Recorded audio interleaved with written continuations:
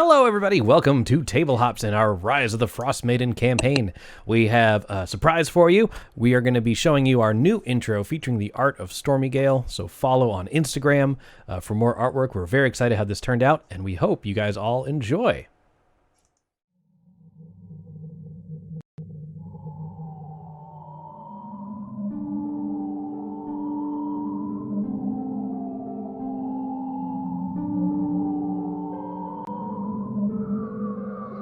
Natal Burden is a joyful and friendly Firbolg druid that hails from the city of Hartsville, where she grew up under the watchful eye of her cousin and ruler of the land, Tavis. She was fresh off an exhilarating but unfortunately heartbreaking adventure in Waterdeep, when Tavis summoned her and her best friend Valtreya to Icewind Dale. Together with old and soon-to-be new friends, she hopes to uncover the secrets surrounding the suspicious death and a seemingly never-ending winter plaguing the 10 towns.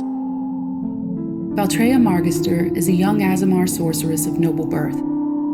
After the tragedy that befell her companions in the sewers of Waterdeep, she and Natal were summoned to Icewind Dale. So with the voice of her angelic guide Seraphina, reminding her that her journey with Natal was not yet over, and that their paths were still intertwined, she shouldered her bag, packed with her warmest furs, and the carefully wrapped chicken and waffle sandwich from Krizik, turned her back on Waterdeep, and headed north.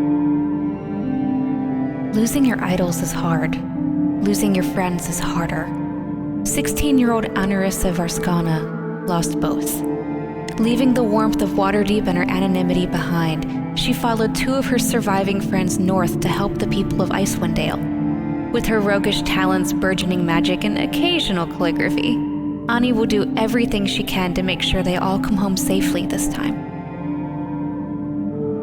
This is Button of the Frozen Cliff.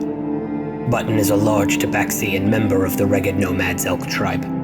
Having been cast out by his chieftain, Button now spends his days in 10 towns, taking odd jobs, and gathering what information he can about a woman named Deidre. A woman he once rescued, but who is likely responsible for the death of his hunting party. Is Deidre truly the monster the tribe believes her to be? And if so, why was Button left alive? Mirnix is a directionally challenged red dragonborn. What began as a lovely trip to the south to visit family quickly turned into a journey through the cold and desolate world that is Icewind Dale, which isn't quite their cup of tea. Mirnix passes the time offering their services as a barbarian to those in need around 10 towns, often competing for jobs with their rival Button. Their newest job, given by a Firbolg named Tavis, seems to be becoming quite the adventure.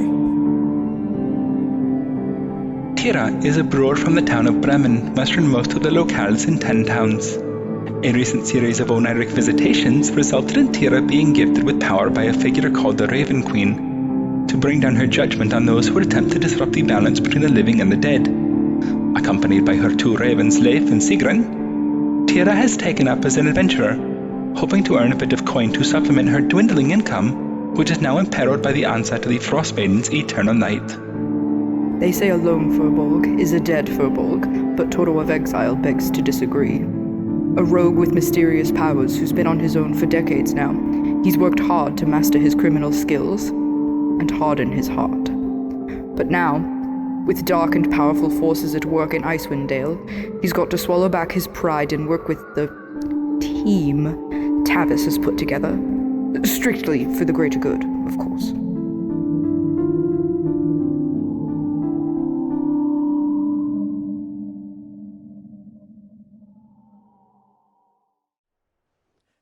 All right, guys, welcome back. Hopefully you guys enjoyed that intro. Again, check out Stormy Gale art on Instagram for more really cool artwork.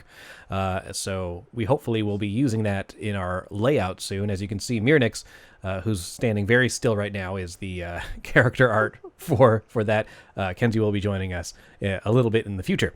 So last time we played, guys, the adventurers had checked out the gem mine near, what's the name of this town that we're in, guys? Tourmaline, yes, Tourmaline. Sorry, they have a Tourmaline, like, what's it called? Tourmaline gems near the Tourmaline town where you can get tenderloin. Yes, exactly. Kobold tenderloin. Speaking of which, inside there was some kobolds that had apparently come out from the Underdark into this cave or into this mine, causing the workers to freak out and run away. But really, they didn't mean anything. They were just looking for a place to hang. And when they were exploring the cavern, the heroes came upon this strange kobold with fake paper and wooden wings, and who spoke very differently than a lot of other kobolds. And his name was Trex. And we're going to be starting our adventure today, leaving the gem mine, returning to town with Trex and kobolds in tow. Yeah. All right. Okay. So again, you were hired by Speaker Mashu, who's the half-orc speaker of this town, and he told you to go to this town to rid it of all monsters of the gem mine, I should say. So let me bring that up on the screen for everybody. Yep. Okay. And now, Adventures in Kobold Babysitting. That's right, Marvin. So, where do you guys think you met him at the East Side Inn? Do you guys think you're going to head back over? He said he'd meet you there after you were done. Are you going to bring him there, or what are you going to do with all these kobolds?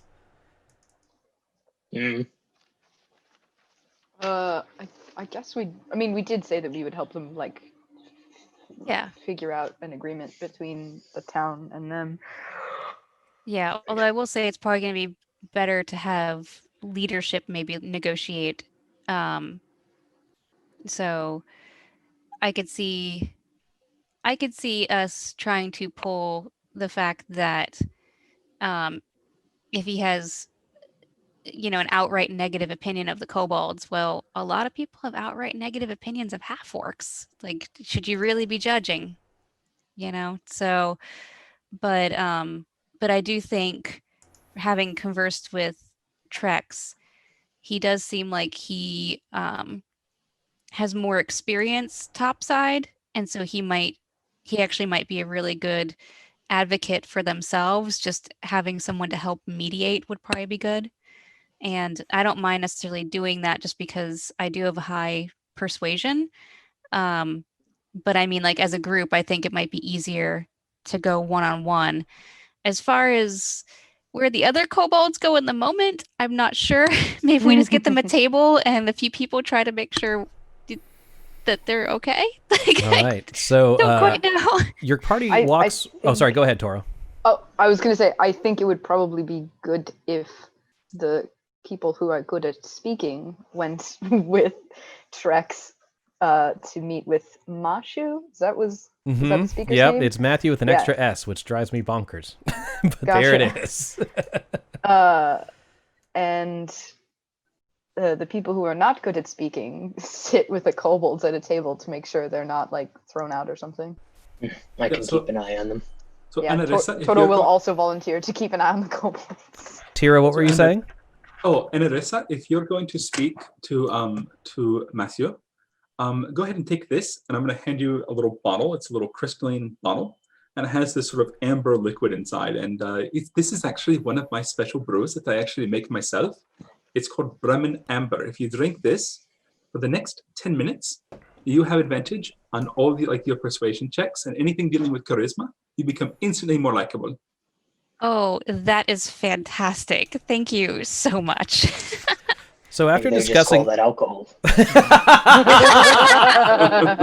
So after entering the town, or entering the town itself, you see the folks in there. They look towards the kobolds, but they kind of sneer at them, but they don't seem too afraid, I guess, or off-put, as sometimes you might have seen in Waterdeep when Marv was walking through and people were like, "That's a kobold," and this is Waterdeep. But here it seems a little more commonplace. When you enter the tavern itself, or the inn, some of the patrons look up towards you, but none of them really move in any fashion. They just sort of continue about their day after they recognize you.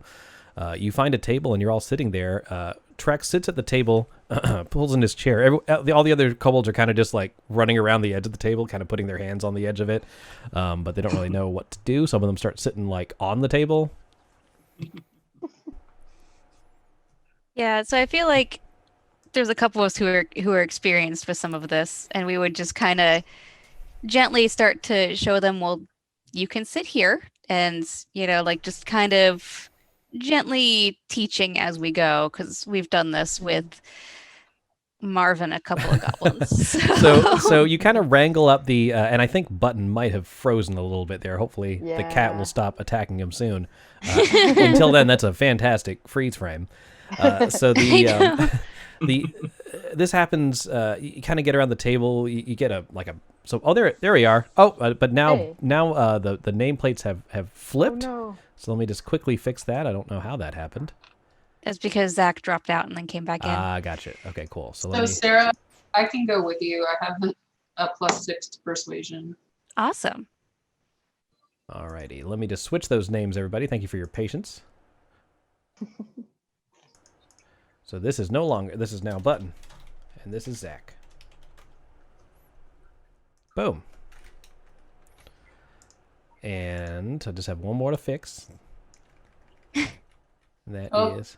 There's 2 buttons now, but yeah, I gotta fix the other one. What's up? Zach just goes again. Oh no. Oh no. Oh, no. Oh. But he should show up in the same spot. So. You'd think, but there knowing he my... is. Oh, you're good. You're good. We're all okay. Welcome back. Thanks. Thank Cat knocked me into airplane mode. Wow. I don't know how, but he did. That is amazing. Disconnected my Bluetooth. It was great. Wow. No Dungeons and Dragons for you. All right. Fair. So here we are. Everyone should be hunky-dory now. And as soon as this works, everything will mess up again. So just then, the door is open, and you see the half-orc who's in charge of this town walk in. There seems to be a man like whispering something to him and pointing towards your table. And he looks at the scene in front of him, and he sort of shakes his head, walks over to you, says, I asked you to get the monsters out of the mine, not to bring them into the town. Okay, so when we saw him come in, I took the Felix Felicis before he walked over. So. Okay. He doesn't carry Prodder. I don't know what that know. means. Do you drank the alcohol? I drank it. Okay, yes. I understand what that means. All right. It is, in fact, I just actually checked the stats. It is actually for the next hour, not 10 minutes. So yeah, talk away. You got time to gab. Now he doesn't say this in an angry tone. It's sort of like a half amused tone. Yeah. As he comes up to the table. They're not in the mine anymore. One. That's and actually, they actually told us all about the monsters that actually were in the mine, so we were able to ambush those and my character probably can speak very well. I'm having trouble today. No, you just drank alcohol. Which for me, that's it. One and I'm done. One and done. But they were actually like Grell and stuff down there, and if they hadn't have told us what they knew about them, it would have been a much more difficult fight, and they really helped us out. They actually were fleeing the Yetis up in the mountains, so they really actually weren't trying to antagonize the miners at all. They were just trying to be somewhere. He looks to you and he says, Grell, you mean those disgusting brain-beaked things? Yeah, those, exactly. I hate those. They're the worst. There were a bunch of those down there. So what do you expect me to do with these? You say as one of the as Trex is just sort of sitting at the table listening in with a smile on his face, and the other kobolds are kind of running rampant, throwing stuff around. Oh no! I sit their asses down. Okay, one is sulking under Button's arm. You got like one in each arm, and they're sulking. Yeah, the other just one's sort of like. While they're still running around, I think Toto, have you ever seen a person who's like not a fan of dogs, but they're at a friend's house who has a big dog, and they're just like holding their drink away, like, all right, yeah, stay over there. That's pretty good. That's pretty good. Toto is like leaning in his chair away from the kobolds. Like, no. I just look at them and I say, "Sit down." Oh gosh. All right, so he asked, "What do you want? What is he going to do with these kobolds?" Well, actually, this is their leader. May I introduce you to Trex? And we've been talking, and they actually are up for working in the mine and helping out down there, as long as they can just kind of not be murdered for being there. All right. So I'm going to show you guys this again because I really like the artwork for this guy. Did he pop up on Yeah, the it screen? is really nice. Yeah. That is so There cool. it is. Yeah. Big fan. Yeah. So Trex stands up on the table and sort of walks over with a very even gait as his paper wings are kind of flapping behind him. And he gets to the edge of the table and he's basically face to face at this point with his half work. And he says, "Hello, my good sir. My name is Trex, and I am in charge of these individuals." And he raises out his hand to shake. The half-orc, kind of put off by the way this kobold's speaking to him, said, "All right," and shakes his hand. He's like, "Now, me and my kind, we live underground, and we know all about how to mine properly, and we know how to follow the veins of the ore through the work, and we're pretty sure we would be a great addition to your mining expeditions here in Tourmaline. What say you, sir?" And he's like, "Well, honestly, I'm trying to figure out why you're speaking so well to me, but that doesn't sound like a bad idea." He says, "Well, splendid. Sure, drinks all around. We have no coin, of course." Oh, I'll take care of it. "Fantastic. Drinks all around on this one." Go ahead. While we're sitting and they're all talking, and I'm, keeping an eye on these little shits, I also want to pull out that skull and take a look at it. Sounds Please good. pay attention to this. Call your mom if you need to. So if The there's truth something matters, special about but it, only if you What hear am I it. hearing And right this now? week in the it's something, and it's off my phone. I don't know why. Okay, I was making sure. I really thought I had the audio wrong again. It's coming from the Calling your skull. mom? It works. It's what's coming. It's coming from the skull, Chris. That's what Oh, the it's skull says when call you your start. mom. Hey, Twitch chat. Have you called your mom today? You should. I, in fact, did. Oh, I did too.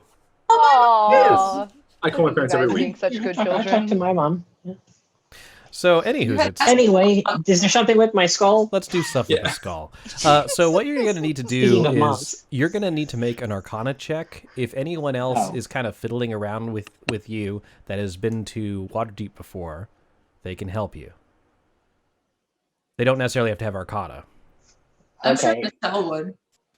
They're Tel's yeah, not okay, here. yeah, Natella's here in terms of for the narrative. Oh, So Natel will gotcha, be gotcha. there, and that's good call. They'll give you the advantage on this. So why don't you go ahead and roll an intelligence check if you don't have Arcana, but you get it with advantage.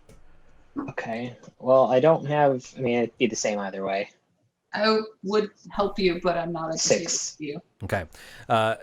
You spending more time with this, you don't believe that this skull is enchanted in any way. You don't sense anything coming off of it like you did with your axe when you attuned to that. It doesn't have that same kind of property to it.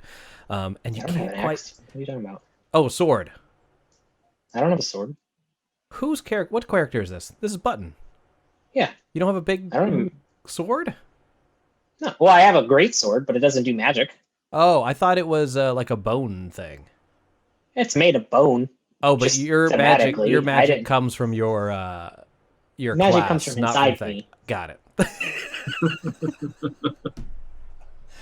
That's the best thing. That's the quote of the night so far. I don't apologize. have any.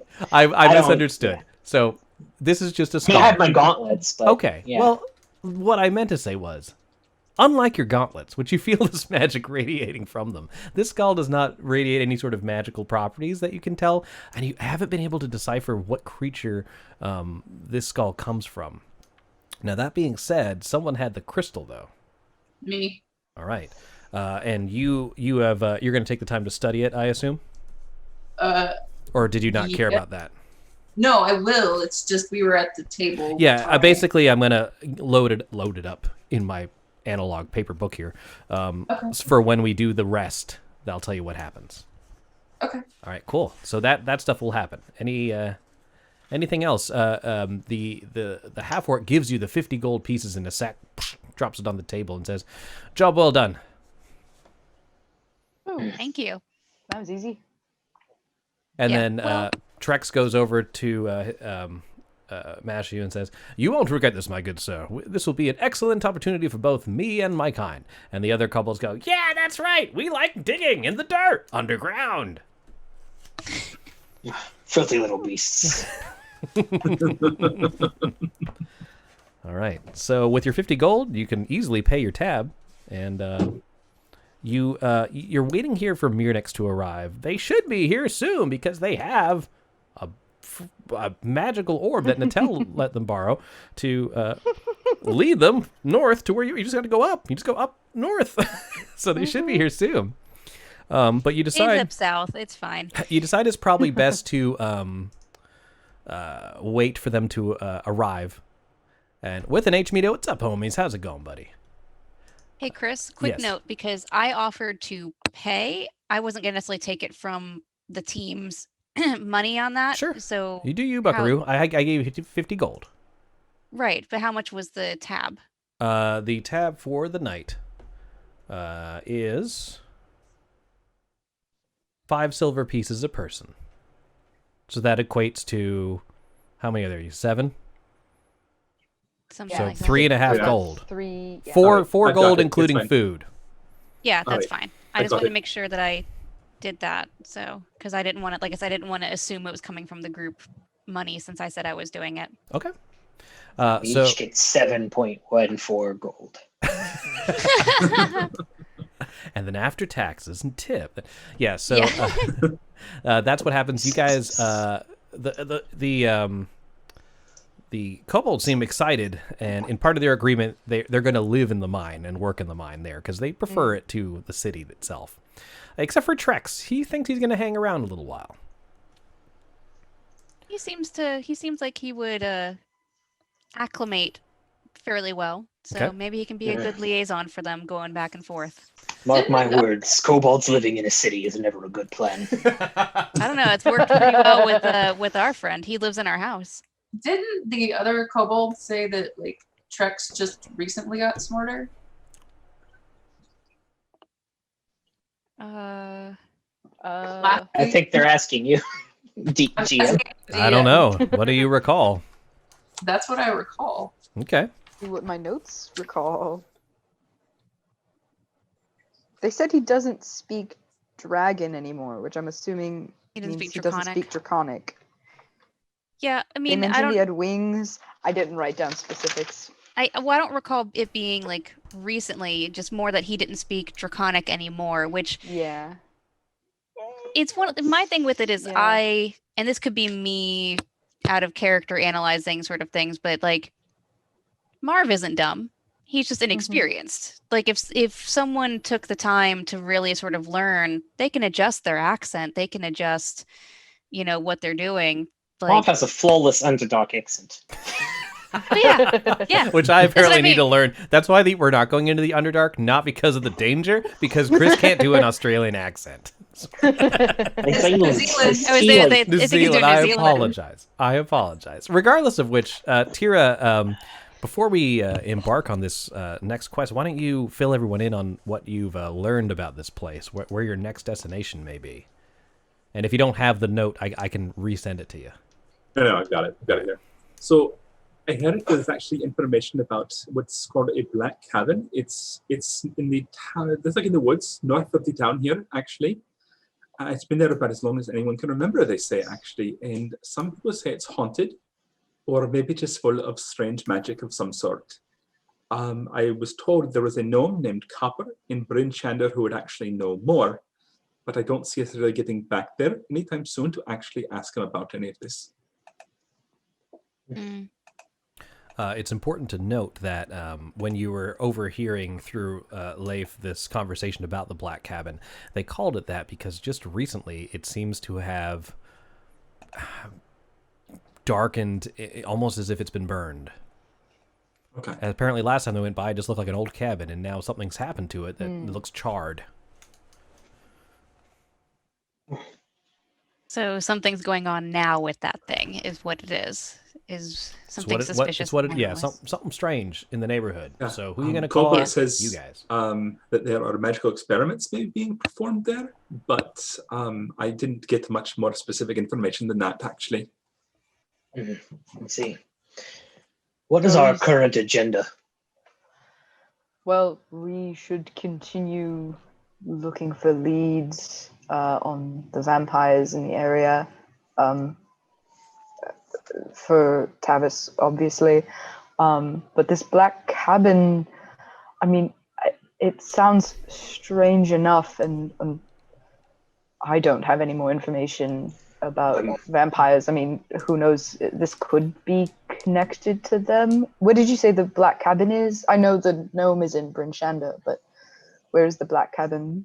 It's in the woods just north of town here, actually. What did they call it before the black cabin? The cabin in the woods. Oh. In the woods, sure.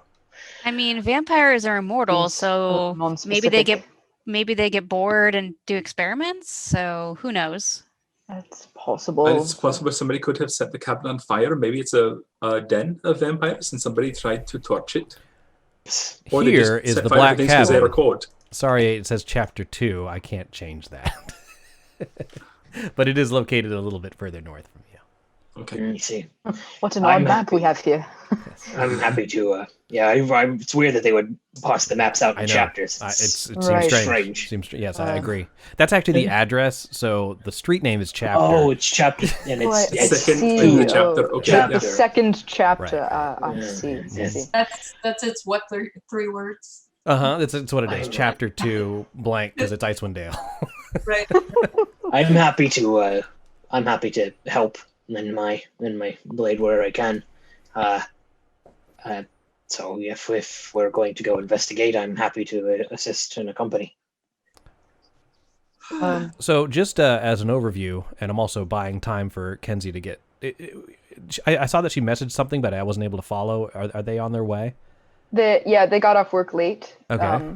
Because of issues, but yeah, they're on their way. Okay, so there we go. So just small, medium, big picture here. The small, or we'll go big and microscope down. So the big picture is this entire area has been covered in this darkness that hasn't abated for 2 years. It wasn't always that way, but 2 years is a long time, and it's been affecting the economy and the way people live their lives and causing people to sacrifice other people. Not good. And then from a medium point, there was a serial killer going through this area who you hunted down from Tavis's wishes, who apparently has been working for the Winter Queen because some people have been falsifying the lottery. And so that's the tie-in there, is that Aurela's not happy about it, so she sent Savick Caltro to kill the people that have wormed the way out of it. And now that you've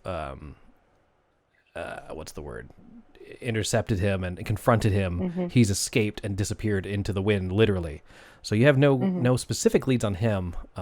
So basically you're looking for anything to stop Aurela's endless night, or maybe locate him. Small thing, your only lead there they are. Small lead, the only thing right now is the black cabin seems strange. Do we lose someone or gain someone? We lost Kenzie. We lost Kenzie.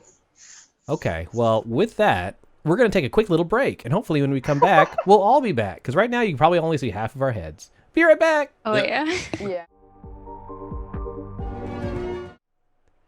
Hello! Thanks for hanging out, guys. We are all here now, and all of our nameplates are correct. They're all right. Yay. So our characters have just awoken... is that all right, or did you have something button that you wanted to do? I wanted to talk to Tira, and if Trex is still around, I'd like to ask Trex as well. Okay, Trex is not going to be spending the night here, but you can speak to him before you guys turn in. Okay. I say, you folks are from here, and Toro, you're welcome to join as well. Have you any idea what creature this may belong to? And I'll kind of like put the skull down in the middle of the table. To Trex? All three of them. Oh, he's okay. It's a group question. Yeah, Tira, Trex, and Toto. Can I take a look as well? Sure. What would that be, Chris? Would it just be like a nature check, or? So I've been doing Arcana, is what the game says. Okay. Gotcha. Hey, 7 Even if I don't months, have it checked? Thanks for the sub. Yeah, if you don't have it checked, it's just a straight intelligence check. Gotcha. I will do that then. Let's see. Would Holy shit! Wow! All right, I'm not gonna bother. That's what I get the net 20 on. Huh? All right, so there you go. All right, so Toro, you look at it and you do recognize it. Okay, we're all checking. I asked all of them. Okay, so Toro has figured out what it is. Trex looks at it first. He's like, no, it looks like some sort of strange underdog creature. I have no idea what that is. And just then, Toro, you look at it and you're like, hold on a second. So to describe it again, it looks like the top half looks like a standard skull with very large eye sockets. There's nothing that looks like some sort of nose. At the bottom, there are 4 holes where the mandible would be with the teeth. You realize that's really the place where the tentacles come out. Oh, it's a fucking mind flayer. Oh, great. Yeah, and Toro, you recognize this as a mind flayer skull. Yes. I do know what this is. I've never encountered one. Thank the gods. This button is a mind flayer skull. Do you know what those are? Those are the worst. I have tales. I've heard awful horrors of them. Not to be trifled with. We fought one once or twice. And now you took it out of the cave. Very good. Great. Thank you. It's better. I'm sure that won't end terribly. It's better to know, I suppose. I didn't think anything of it other than this was odd and worthy of investigation. Yes, I didn't get a close look at it before. I'm not sure what it could be used for. DM, what could it be used for? Well, many things. If you take off the top, it makes an excellent ashtray. But put a candle inside, and it just and then it melts in a very strange phallic shape. But no, that's my candle. So the interesting thing about the skull is it looks like it was excavated, as if it was in the rock for a very long period of time. Valtreya, hearing about this creature that you've encountered in Waterdeep, and realizing that probably the only reason you all not everyone survived, but there was more death was because of that giant gold dragon. And now you realize that this small crystal that you found inside was located inside the skull. And that's where you're at. Yeah, well, if the skull was excavated, I mean, it's one of those things that this could have been ages ago. I mean, depending. But he's clearly been dead for a long time. Oh, certainly. And then it comes to life and attacks. You just sort of like push it off the table. All right, clunk, clunk, clunk, clunk. Yeah, but we don't have any evidence at this point that there's active mind flayers up here yet. Just that at some point in history, it could be a dinosaur mind flayer for all we know. Dino Flayer, which makes me think of more evolved mind flayers being here now. Or these mines go to the Underdark. You never saw a bottom to that cavern. All possible. Toro looks to Valtreya and is like, "You found a gem or a crystal inside of it?" I did. Tell me more, Deacon. So you found the crystal. It is a unlike the other crystals that are in there. This one is clear. It looks ancient. You're surprised it's not in. It's not as even though it was inside the skull, it's not worn or it looks like well preserved. Let's say you haven't really spent the time to attune to it. There's no other word for it, so I can't tell you any more. Right. I'll do that tonight. So either someone buried a mind flayer with the gem in the skull, or the mind flayer ate a gem before he died. Maybe that was the cause of death. Maybe it's his brain. Was it? I've heard the very stupid. Say, Tira?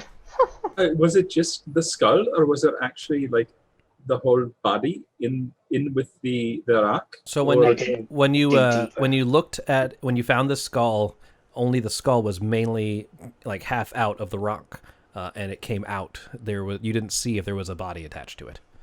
And that sounds like somebody took the head off the thing and just buried that, and the actual body itself was probably elsewhere. So that seems like it's intentional. I look at Trex. You're going back into the mine with your friends, and the miners. Probably be careful of that hole.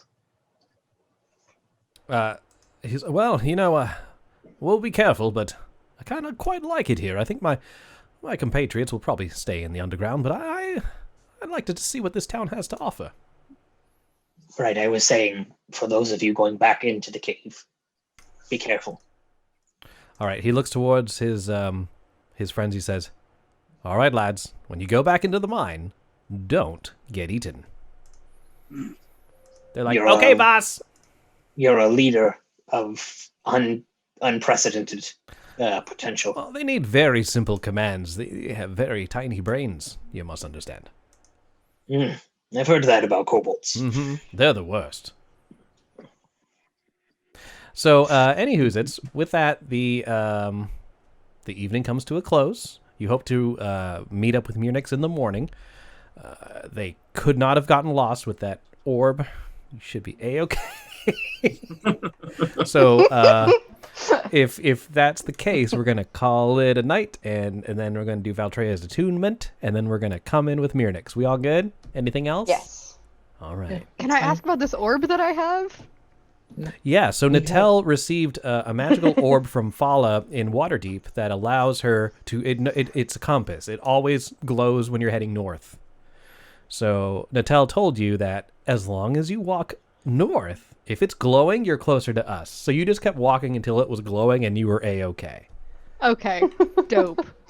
I forgot about that somehow. And awesome. because we have a lot to do today, what's going to happen is when your character's introduced in just a bit, you're going to explain to us the reunion between the two gentlemen. So I'll let you ponder that while I deal with this crystal. So Valtreya, I'm going to be texting you something secretly in the Roll20 chat. But you look into this gem and you see these. Even though it looked flawless on the outside and clear, the more you stare into it, it doesn't glow, but you see these like small lines moving in and out of it, almost, like they're making some sort of intricate pattern. You see small lights travel around them, as if this whole thing is sort of not coming to life, but animating slightly in your hand. And then I roll a D100 and we see what happens. Cool. Am I taken over by a mind flayer? Maybe.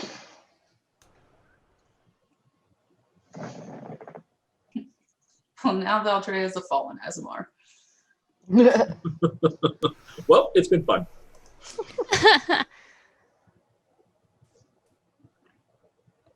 Okay. Whisper. Valtreya.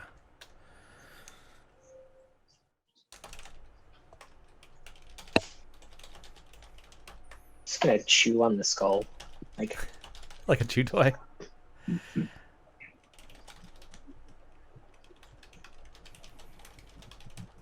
All right, rest of us are you should kinda get like, it maybe in you shouldn't put that in 3, your mouth. 2, 1.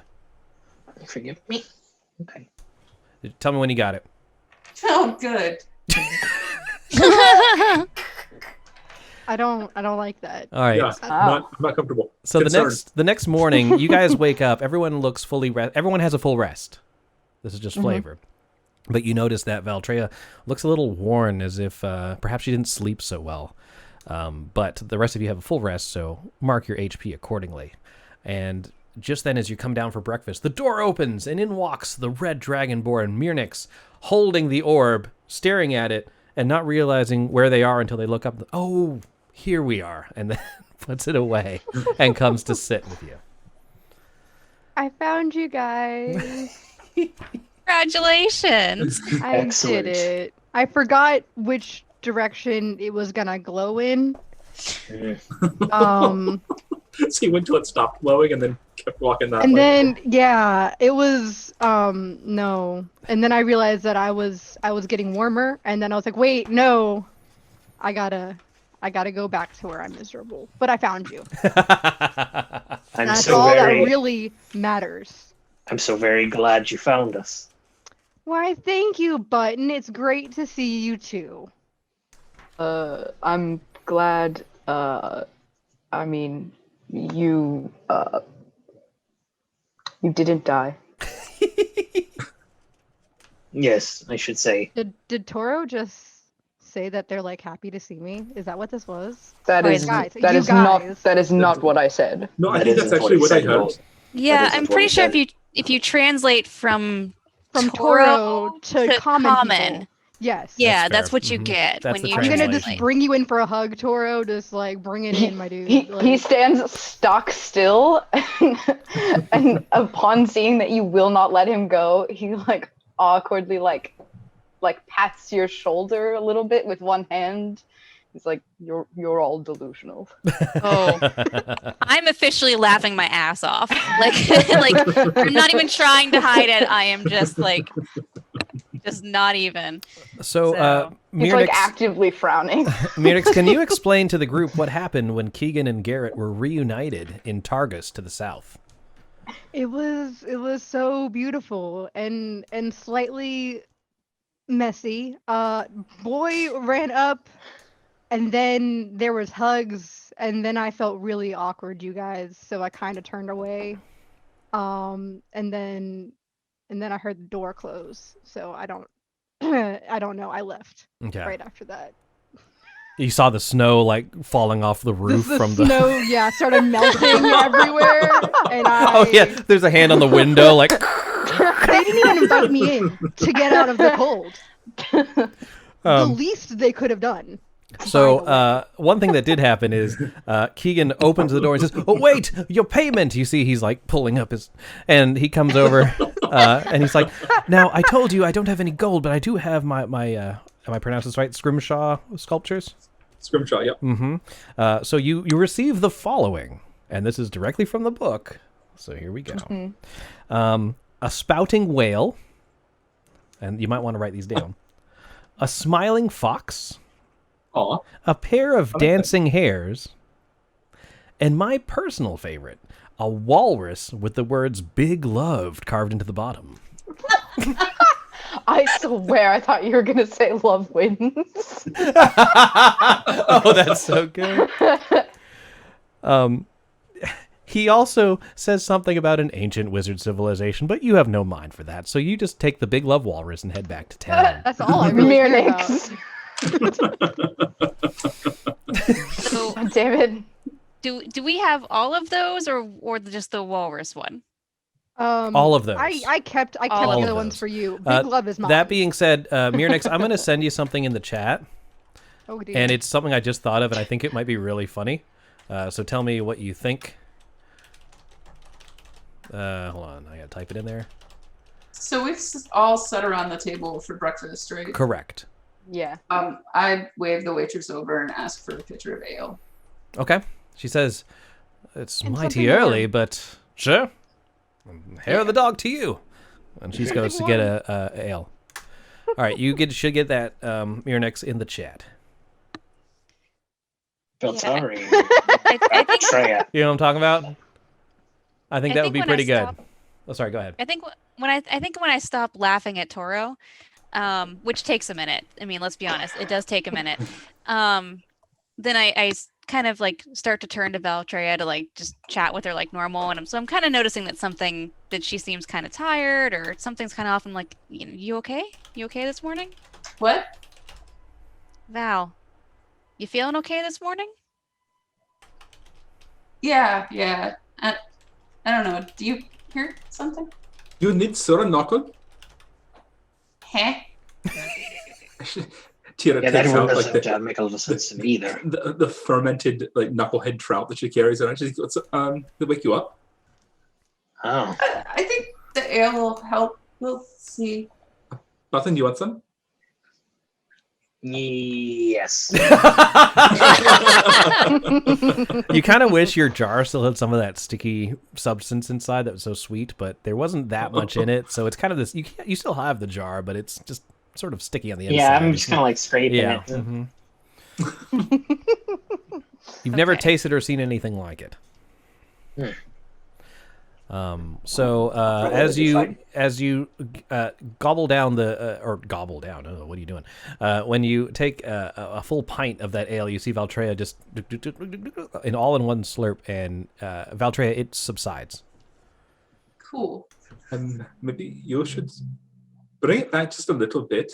Valtreya, that's not really healthy. That's fine. It was quite impressive. Some of my fellow tribesmen would have absolutely adored that trick. So been quite embarrassed they couldn't keep up with it. Thank you, Margwin, for giving the party one inspiration, and thank you, Stephen, for giving the DM one. Oh, sorry, I said that wrong. The party has one from Margwin. The DM has one from Stephen. So, good times. Traitor. If they the Stephen we know, traitor. Yes. Yes. Watch yourself, Stephen. Watch yourself. We all know where you sleep. All right.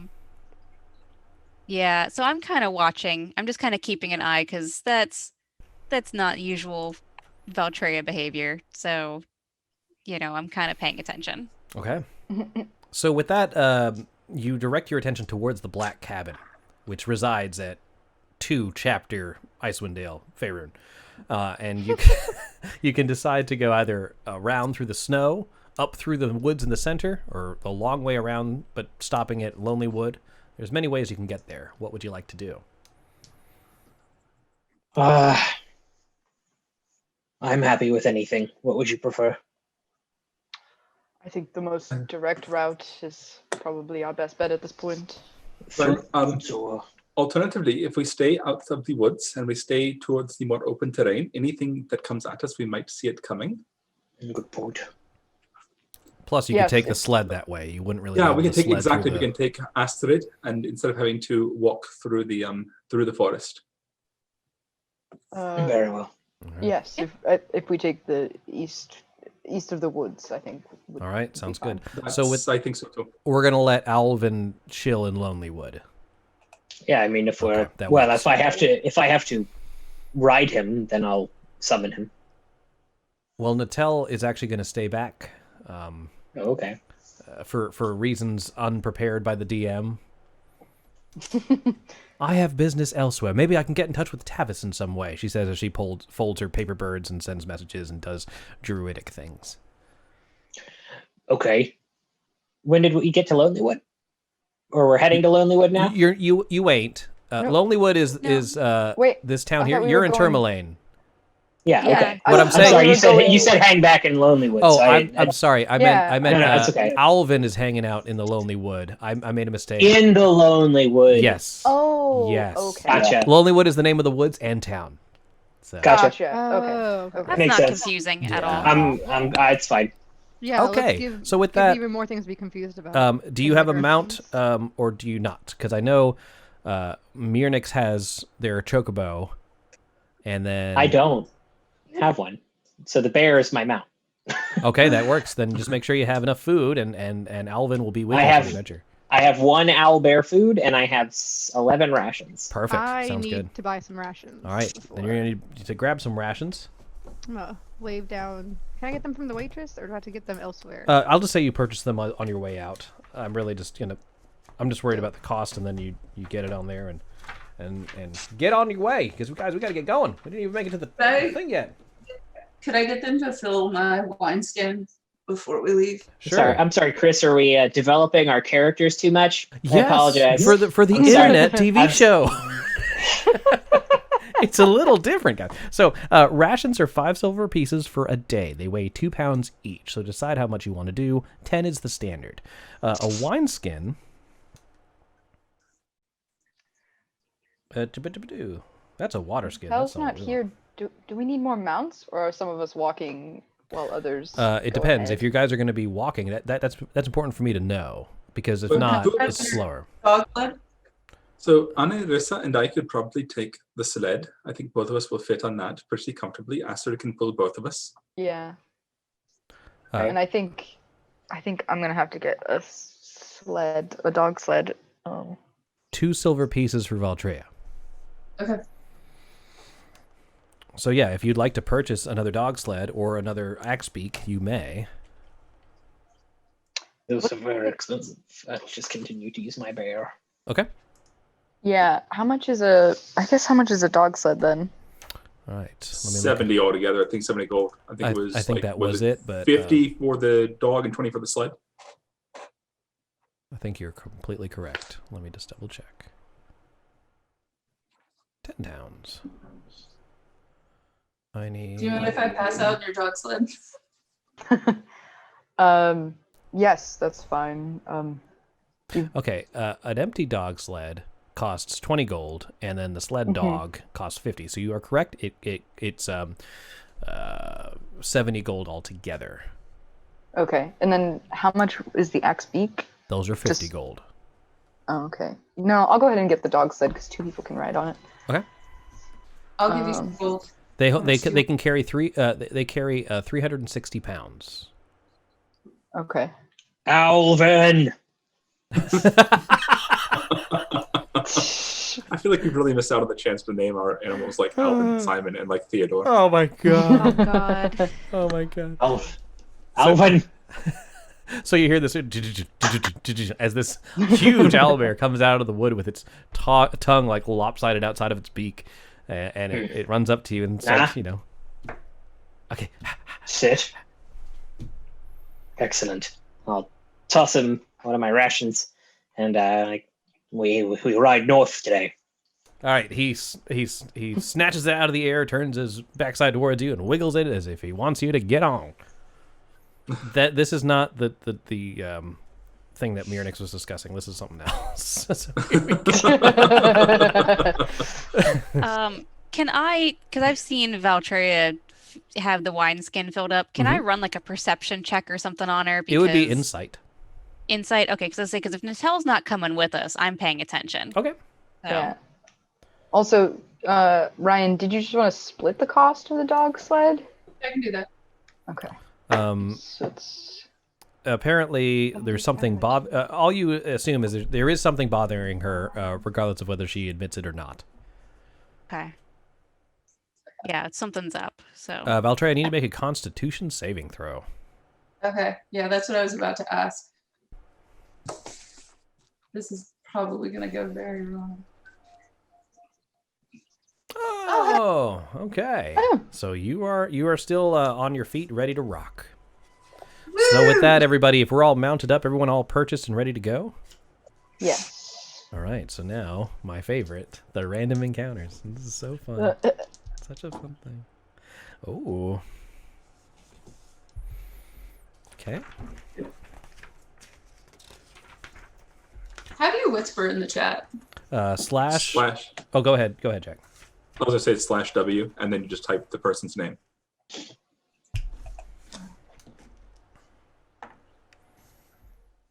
Well, we're riding and you're figuring out what's going to try to kill us on our way this time. Since I'm sitting on the dog sled, I'm going to try to message Val and just be like, hey, what's up? Like, just try to check in with her. And since it's telepathic, then she may not feel as uncomfortable than saying it out loud. Okay. That's up to her. Yeah, no, I know. I'm just stating it out there. That's my logic. That works. Okay. Yeah, I don't know. I woke up with this like weird ringing in my ears. I don't know. And then I like swig from the wine flask again. And alcohol helps the hangover-like feeling? Seems to. I heard the dog, I suppose. Okay. Did I see her messing around with the gem at all? Nope, this was done in private. But This you know was done she in had it.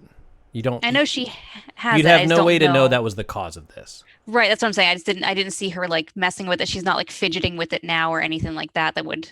Correct. Yeah. Okay. Yeah. I mean, I don't know. I figured, like I said, if I'm paying attention, I might see shit like that. Like, you know, you always messing with something in your pocket or something and being like, what's going on? You know. Yeah. So. All right. All right. So what's trying to kill us? I'll tell you. It could be a good thing, Sarah. So as you are heading through the edge, not into the woods, but around the edge of it as you're circumventing it. You notice one tree sort of off a little bit away from the rest of the forest, and as soon as your sleds get closer to it, and as soon as Alvin gets within smelling distance of it, they all start to growl at it. You notice a white snowy owl fly out of the forest and land on one of its branches. The owl lands on its branches. Does anything happen? No, doesn't seem to. There's just a single tree. A single tree a little bit away from the rest of the forest. Alvin, why are you upset about this tree? There's a forest. This is not unusual. Something about this tree is just putting the animals on edge. Yeah. All the animals are on edge? Like yes, dogs all too? of them. Mm-hmm. I'm technically an animal? How do I feel? roll a nature check. Okay. Nature? That shouldn't have been an advantage. I'm sorry. Try again. Just roll again normally. 9. Oh. All right. Just seems like a strange place for a tree this old looking to be this far away from the rest of the forest. Wandered away from the tribe. Yeah. Yeah, I'm going to suggest that since all the animals are kind of off-put, that I don't know what's going on with that thing over there, but we should probably give them a wide berth. They know something we don't. Yeah. Impossible. They're animals. Oh, thanks, I'm Miniature. like, we're walking away from it, and I start walking towards it. Miniature Mage, inspiration is specifically for Alvin. Sounds good. I like it. Inspiration. Alspiration. So, you notice, so you guys are going to be, you're trying to circumvent this. Is that what we're doing? Give it a wide berth? Yeah, sure. All right, cool. I'd like everyone just to make a group acrobatics check. And we'll go with majority wins. Okay. Oh. Well, okay. Jesus. Oh, sorry, guys. I don't know why you're not seeing the updates here. They should. Wow. I know, right? Yikes. We give it the widest berth ever. All right, so as you Tokyo drift your sleds around this tree, you look at the owl, and its eyes meet yours as it watches you. Its head is slowly turning like 180 degrees. Tira, you notice that it's watching you with a very intelligent eye. And as you are clearly out of range of the tree in the forest, you notice the tree get up and walk back into the forest. Okay. Well, that's odd. Even the tree's walking that movie. Is the owl still watching us? The owl has stayed on the branch of the tree as it's like walking back into the just slowly woods. raise my hand like in a polite greeting, just indicating that we've seen it. It usually pays to be very polite to things that you encounter out here, rather than antagonizing them. It doesn't give you a friendly look. Something you might want to watch out for later. Okay. All right. But with that, you make it the rest of the way to the black cabin, and when you find it, you realize why it's been called this. So, perched on the edge of a snowy ridge above a gorge is a black lodge on wooden stilts. Whatever path might have led to this ramshackle retreat lies buried under the snow. Icy steps climb to a snow-covered walkway that clings to the south side of the structure. The building's slumped posture and sagging snow-covered roof, coupled with the broken windows and loose flapping shutters, suggest utter abandonment. Large snowdrifts huddle around the rotting stilts and engulf a nearby woodshed and outhouse. Only the wind visits the sinister place. So I'm going to change the map for you. I love this setting. Me too. It's It's so good. It's so good. I'm a big fan. All right, here we go. You guys should see yourselves appear on the map. We are down here. And all your people should be there too. Mirnix, give yourself a long rest because according to my chart, you have no hit points. Oh, I have. There we go. So this whole cavern is raised up, just so you can get a peek at this here. These small slits here are windows. The large white rectangles are doors. The walkway walks 20 feet up around the edge of it. The whole thing's raised up. And then this crevasse below, oops, sorry, wrong layer. To this side over here is a drop into, those are trees. So it's a long drop into like a forest. Okay. 120 so feet like down. A cliffside. 120 feet drop, yeah. Not great. Yeah. Is the house hanging like off the cliff? Yeah, some of the stilts have it raised up, and it's sort of overhanging part of that crevasse, yes. Gotcha. How do the struts underneath the house look currently? Are they weathered and they look old but strong. They're still holding. Okay. OSHA violation. Sturdy. Yeah, they're probably not up to code. Not up to code. Yeah, this would be hell in closing costs. Are there small like kobolds trying to saw away at this? No, not. And am I correct in assuming this is like a well over here? That is the outhouse, actually. Excuse me, I have to just a moment. When you gotta go, you gotta go. You should have gone before we left Tourmaline. And that's where the mimic is. Roll initiative. Let me zoom in on that. Zoom in on the outhouse. That would be the most bummer of a. Dude, what if you died that way? God. I had to what go. if he was that mimic? All right, so yeah, there is a wood pile over to this side, and then there's an outhouse over here. It looks like the only two doors into the house are located here and here. Okay. I see. Well, should we begin our investigation? We try to peek in the windows first and see if we see anything. So these are a good 30 feet up. I can send a raven. 20 feet, sorry, 20 feet. You could? Yeah, I can send Leif. Okay. As the crow flies around the perimeter of the house, you see the windows are darkened as if there's soot or something black rubbed against them. And unfortunately, you cannot see inside. They have tinted windows. Mm-hmm. Yeah. Could we try to break a few of them out before we go in so there's light? Yeah, you could. Like however, they are raised up. This one looks like it's broken. Yeah, that seems like there's glass or something under there. Is that really does. Is that ice? Maybe from like the roof? I don't know, good call. You've also yes, got it is. wood over no. here, That is particularly broken. Yes, good call. Looking in there, sorry, because since it's broken. Oh no, you can't see into it. Well, I'll give you a little bit because there's wooden planks on the inside nailed against it. But peeking through the cracks, Leif does see that there appears to be a double bed and bookcase in that room, but very old and doesn't look like it's been used in a long time. Okay. There is that faint smell of sulfur in the air. The glass is broken into the outside. Yeah, it blew out. Okay. Okay. But it could have been a fire then. If there was a fire that started inside, it could have actually blown the glass out. Something jumped out of that window. Well, it's nailed shut though. After? Yeah. Out. Well, they got out early and then, I don't know. Maybe I'm just used to everything being awful. All right. Well, it's been rough. I think we ought to just start making our way up to the doors. All right, who's if going we start up first? With the outbuilding first. Oh, you can do that. Okay.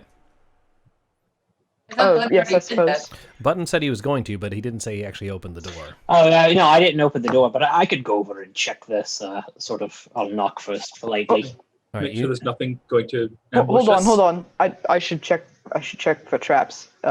You think it's... Just, we don't know who's been that's here. We don't know. You're correct. I was just going to knock for politeness in case someone was in there using it now.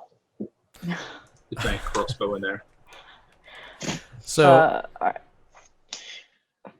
Checking for traps, perception check, right? yeah, investigation actually for this. Investigate. All right. Okay. That's not how Niboni have to order. 21. All right. 21. Okay, it's a good thing you did. You want to check for craps. Okay, that was a punspiration for sure. Nice. Now you guys are maxed out at 3. All right, it's a. because from the It just came to me, guys. It just came to me. You know, I'm writing it down. That's good. Sometimes it washes over. Yeah. Sometimes All it right, flows so right the through door you, opens, sometimes it and I'm takes a very while. glad you did that, because just then you notice where my pointer is. There it is. It's not an outhouse at all, but Is it really? no, I'm just kidding. It's not. That would have been the best mimic. Oh my god! Sorry, That would have been the best mimic. Nick. Okay, If so I was a mimic. that would be the worst mimic. I That know, would be the that mimic. shitter mimic. Like, hey, you're gonna get lots of people. Everybody's That's gonna true. come for Yeah, it. everyone has to go at some point. So, anywho's, it's when you open it up, this outhouse is half buried in the snow. You peer inside, and luckily, because it's so cold, the smell isn't overwhelming, but it definitely is not pleasant. You see on the ground stacks of discarded notes and blueprints. However, it looks like someone's been using it for toilet paper.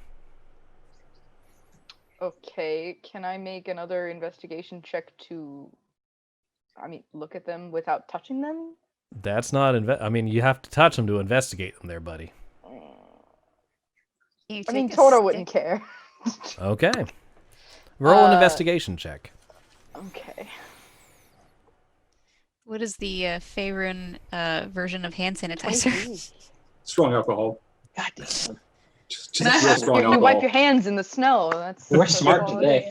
All right, so yeah, guys, you're crushing these rolls. We're All right, so you manage to grab one clear corner and you bring it outside and you sort of flap it and it opens up without you getting any of the refuse on you. And as you look closer at it, you see that these blueprints are some sort of strange image of like a gyroscopic sort of device. It looks like rings surrounding some sort of core, but the symbols make no sense to you, and this looks like some sort of arcane nonsense that you don't want. And someone wiped their ass with it, so probably isn't great.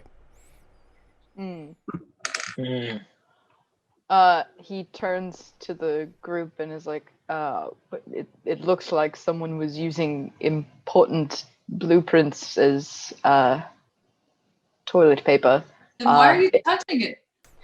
It's a clean corner. I'm making sure it's not important.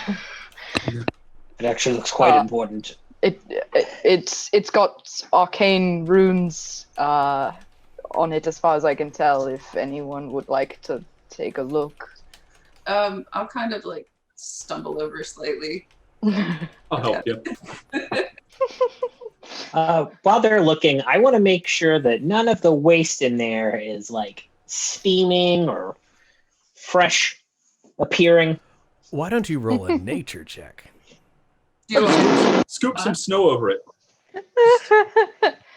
What? Natural 20 hell? on the shit check. What the hell? Hey guys, I need inspiration today, guys. I don't know what I these got a guys nat are doing. 20 No. on a crap check. I'm looking at doo-doo. I rolled a natural 20. Well, you really know your shit. All right. I know my shit. So, let me. 20 is just taking the piss now.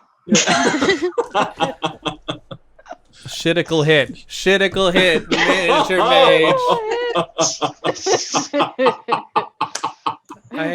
Okay. So while you Inspiration for the chat. Chat has inspiration. Chatspiration. So while you have time alone with this excrement, you high fantasy. You look at the droppings and realize that they're human in origin.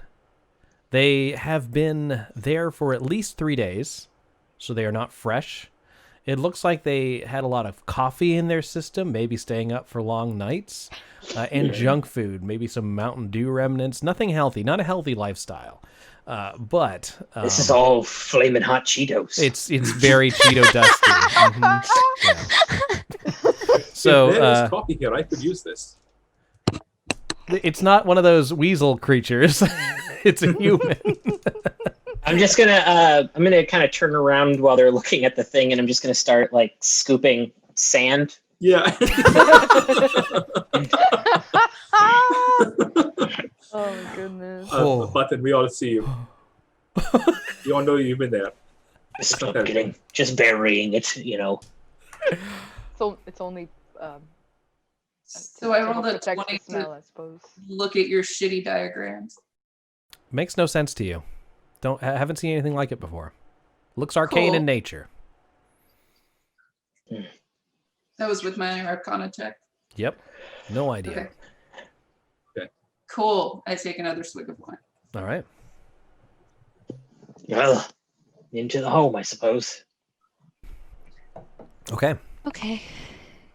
Do you guys want me to sneak up and see, I guess, what the...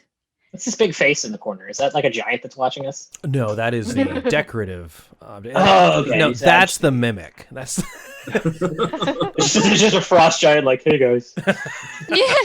I've been here this whole time. No one said anything. Yeah, I know. It was actually kind of rude. It would be nice if you introduced yourself. It's fine. You know, Stealth check. So what's the plan here, guys? Okay, I'm gonna sneak up to the door. Okay. And just see if I can, I don't know, see if there's traps or anything like that. So but you're I'm sneaking gonna... up. All right. The mimic. I mean, the door has a passive. go. No, you're good. Yes. Do you want me to roll my? You can roll stealth if you like. Okay. So, hold on. There we go. Advantage because of your cloak. Got it. Cloak. So you head up the stairs, and they start creaking under your feet. You'd move as softly as you can, but you realize just these old planks are not going to make for a silent entrance. You notice that as you step, some of the planks actually give way and fall down below. The part where you're on seems solid enough, and the window that you're standing adjacent to looks into a room. You don't see any light coming through, and it is sort of blackened, so you can't quite make out what's inside, but there is the door. It's blackened from the inside. From like the I can't inside, wipe. correct. Okay, so I can't wipe it off. Right. Okay, so I'm gonna check the door, and you said that was investigation. Mm-hmm. Okay, let me take the toggle off because I don't get advantage on that one. Cool. So I got a 20 on investigation. Not a nat 20, just a dirty 20. Right. They don't appear trapped in any way, and it doesn't appear to be locked. Okay, so I kind of relay that to the group that's what's going on. That be careful of the boards. Some of them are giving way, but the door doesn't seem to have traps or a lock on it. Right. Hey, Chris, are these smaller openings windows? Correct. Like this one up here? Yeah. Okay. But they're all blacked out. Yeah. I mean, we could try throwing one of these rocks that's on the ground at one of the windows, perhaps. But if they're boarded up, I guess it wouldn't. They're not all boarded up. The only one that looked boarded up was the one that was actually broken from the outside. Yeah, and if we did that, if there's anything Loud. inside, it would. Yeah. It would know we're here. I think it's best to approach it quietly as possible. Unless someone has silence, and then we could break whatever shit we want, and it wouldn't matter. But I do not have it. I have no spells. No. I think that we should just sneak in through the door. I don't think it wise to sneak in through both doors at once. Yeah, no need to split the party. Okay. Do you guys want me to go ahead and peek in the door here? Yeah, yeah. I'll join Anarissa up there. Okay. Yeah, so will Toro. Toro will definitely be sneaking up the stairs, though, as much as possible. That works. Again, as you walk, just some of the planks begin to crack under your feet. But it still supports your weight, at least for now. Yeah. So you're peeking through this door? I am, very carefully opening it, trying to be quiet, trying to just kind of peek in, see if I see anything before we just like Gingerly? I need to know if it's gingerly. Is it gingerly? It is gingerly. So opening the door, inside you see that there's a frost layer that's sort of covering every surface of this room that looks to like it was a workshop. There's a set of smith's tools on one end and tinkerer tools spread across a wooden table. And there's also some twisted bits of metal. There's a bookcase against the north wall. Okay. So I'm going to check out the bookcase and see, and I'm still trying to be very quiet, but I presume this is the bookcase over here. Mm-hmm. But I'm going to see if I can see anything that gives us an idea of maybe something that would help us with that, design we saw. Okay, so as you look through the bookcase, you see scraps of paper and other debris, and then this scrambling comes out, and this family of squirrels runs out, and then runs out the door right between Button's legs.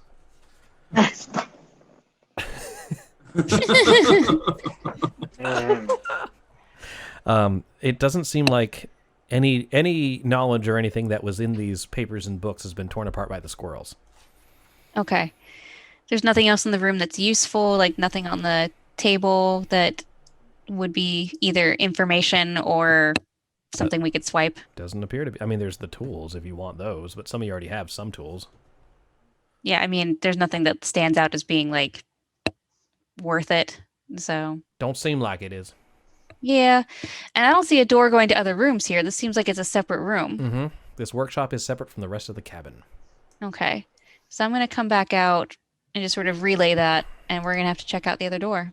Yeah, hang on 1 second. I would like to look behind this bookcase if possible. All right, you slide the bookcase across, and on the other side of the bookcase is a solid wall. Interesting. There was nothing behind the bookcase. Worth a shot. Worth a shot. I'm looking at this, like, this gap, is that easy enough to get across, or is that... yeah, it looks jumpable. Okay. It's only about 3 or 4 feet across. We can always attach a rope to you if you want as well, in case the boards give way, so you don't go down the drop. I have feather fall, so I'm not worried about myself dropping. Okay. So I do have that if there's an issue. But I do kind of want to check it out, see how stable it is, like as I move towards it. Hold on. You said that the inside of this room it appears to be some kind of workshop. Yes. Did it have the same black soot marks along the walls and the windows? On the windows, it seems like they're blackened in, but you don't see a source of it from the inside of this room. Like I said, the only thing that's in here is this sheen of ice. Right. But you said that this room is completely separate from the rest of the cabin. Mm-hmm. Yeah. All right. I have an idea for the gap. Hang on. And I'll go in and I'll grab the table and I'll carry it outside and I'll put it down over top of the gap. Very good. All right, so that covers that. So now there is no jumping required. Does it hold the table? It covers this. Yeah, it does hold the table, and we'll just say that this square no longer has a gap. Okay. And this gap here is negligible. Okay. All right, That's then. good Does thinking. the room match anything that was on the schematics? I mean, there's some There's- twisted pieces of metal, but they don't seem to form like they look like discarded pieces. Okay. Yeah, it's like tools and stuff. Damn it. I'm covering it up. That way we know. That's, okay, you're right. You're right. Mm-hmm. I feel like Donkey Anarissa is Kong's just- ladder. Good job. I know. I feel like Anarissa is just like watching Button carry this table, and it's just like, yeah, you do that, because like there's no way she could have picked that up, like, because I'm guessing that is a solid wood table, and there's just like that. It probably weighs more than she does, so it just Probably does, but you know. I want to. Mirnix, what are you I want doing? to follow Button, like pretending like I'm helping. Like I can do this shit too. Okay, so you're My doing what dude. I do when my friends ask me to help them move, or I just sort of put one hand on the couch. Yes, helping. All right, great. So yes, with the help, you are able to put this table there. What's happening next? Okay, well, I guess I'm going to go across the table and check out the other door and see if it is trapped or anything, locked, All right. whatever. I immediately need you to do something. Right, I figured. And that is a dexterity saving throw. Cool. I'll be on top of the table. Okay. Oh, now you're in jail. Wrong way. No, it's so perfectly square. I just want to sit in it. 25. All right. So the entire floor beneath you, the supports below it crack and fall, and the entire small section of wood that you're standing on falls deep into the pit below. However, you manage to land in the snow near the edge of the pit, but don't fall into it. You take 1 point of bludgeoning damage because it's snow, as opposed to full falling damage, which would have been 12. Okay. Yeah. I was just like, I have feather fall, but if it's 1 point, I don't care. Yeah, you can use Featherfall if you like. Not for 1 point. All right. If I was gonna fall into the cavern, I would definitely be using Yes, feather that's fall. significantly harder. So now, unfortunately for you guys, there is no floor in front of this anymore. Right, can't go in. Oh, Gotta head back to town. Hang on a second. I guess we're breaking a window. Smash that window in. All right. You see Toro kind of like move to stop you, but it's already too late, and he's just like, all right. All right, so it makes a loud crash, and looking inside, you smell the lingering scent of burnt wood and flesh. You also catch the faint odor of wine. You can see a little bit into this room, but hold on, let me get That could just be Valtreya behind you. Yeah. I'll have my hand up. I'm gonna not have everybody come rushing if something bad's gonna happen. I'd rather it happen to me. So I'll describe more once you're actually in the room proper, but it looks like this is some sort of main chamber. But that window's kind of small. I mean, I'm a cat. That is true. Liquid. What if If your Button's head like can fit through there. exceptionally thin? Is this the floof? Yeah. When I'm wet, it's just like a skeleton. This isn't muscle. It's just I'm a long. It's hair. just fur. Long It's hair. just fur. Actually, I don't think tabaxis are normally that girthy, shall I say? Tabaxis are typically quite lanky, but right. I thought it would be more fun to be like a rugged beast of a man. But it's just fur. Like that. So yeah, you can actually squeeze your way in there. Toro Mirnix will have a little bit more trouble. Because aren't the furbolgs much larger? Yes. He's about 2 feet taller than me. Yeah. So if you are, like 7 everyone foot except something. for Toro Mirnix will be able to enter the window without trouble. What about the walls? Till the sweat drop. Are we sure there's a limit on inspiration? Yes. There's a limit on punspiration. We don't know about lyric inspiration. I'll hop down into the room and I'll sort of like have my my claw out of the window, ready to gesture people in if I see that it's safe. Okay. You see that snow has fallen through holes in the roof, and then been pushed into corners by stiff winds blowing through the broken windows. Oh, the windows over facing where is it at? Over facing the chasm are broken in, but you wouldn't have been able to see that from where you were anyway. Mm-hmm. And I missed that for Leif, so sorry, my bad. They're broken to the inside? No, they're broken outside over the cliff. Okay. Nope. I was going to be like, so some windows are broken out and some are broken in? The But, furniture okay, no. and walls are all scorched black, including a table with the charred remains of a book on it. Next to the table on the floor, amid several broken wine bottles, is a mostly incinerated skeleton and a round, frost-covered object about 6 inches in diameter. All right. I'll sort of... I don't see anything moving or anything like that. No. The skeleton appears inanimate. Okay. I'll sort of gesture for someone to come in. All right. Who's going in, guys? And I'm gonna go over and look at the body. Is he human? I'll have you investigate the body in just a second. I just need to see who's coming in now. Toro will squeeze in next, I guess. Do I you're need not to make going to a be roll able or to. You're anything? not going to be able to make it in through there. I don't want to be outdone like at all by You're gonna have to Button, so find I'm gonna another way rip in. off. Can I just rip off like the window frame? Yeah, you can try and like, break part of the through it. wall? Sure, go ahead and make a strength attack or strength check against it. Toro, if you're doing the same thing, you can add inspiration or advantage to that. Yeah, I think once Toro sees what Mirnix is trying to do, he'll like grab the windowsill from the other side. Okay. And Yeah, try let's to do that. it You guys like roll a strength check or roll Mirnix with advantage. Okay. Yeah. I was gonna say Toro's strength is not good. 16's gonna do it actually. So with a 16, you pry the boards along the wall are all charred, and some of them just like snap off in your hands, and you're easily able to open it up into the rest of the room as you break through here. And Mirnix, the big red dragonborn, bursts through the wall and yells, "Oh yeah!" I just want to point out, Button, that I'm strong too. Okay. All right. All right. Okay. If you wouldn't mind, please place your figures inside the placey place. Toro like sneaks in after Mirnix's big entrance. Yeah, I'm gonna come No, in. I'm but pretty sure kind of- he's taller than them. Yeah, I don't think you can sneak after me, Boo. I'm gonna. Fran goes to like crawl through the window and like trips a little. Okay. Yeah, I would say like I'm sticking with Valtreya to make sure that she doesn't fall off as we're coming in. So The whole time she's been like leaning with one hand up against the wall everywhere she walks. Toto kind of like looks at Valtreya and is like, drinking in excess is not great for missions. yeah, at that point, because I'm standing right there, so I'm just gonna quietly message Toro and be like, something's up. I don't know And what it Arissa, is. before you can get the message off, dexterity saving throw. Fine. Aww. Nope. Fine. The floor. Wait, we have inspiration. We have the inspiration. floor does nothing until you decide.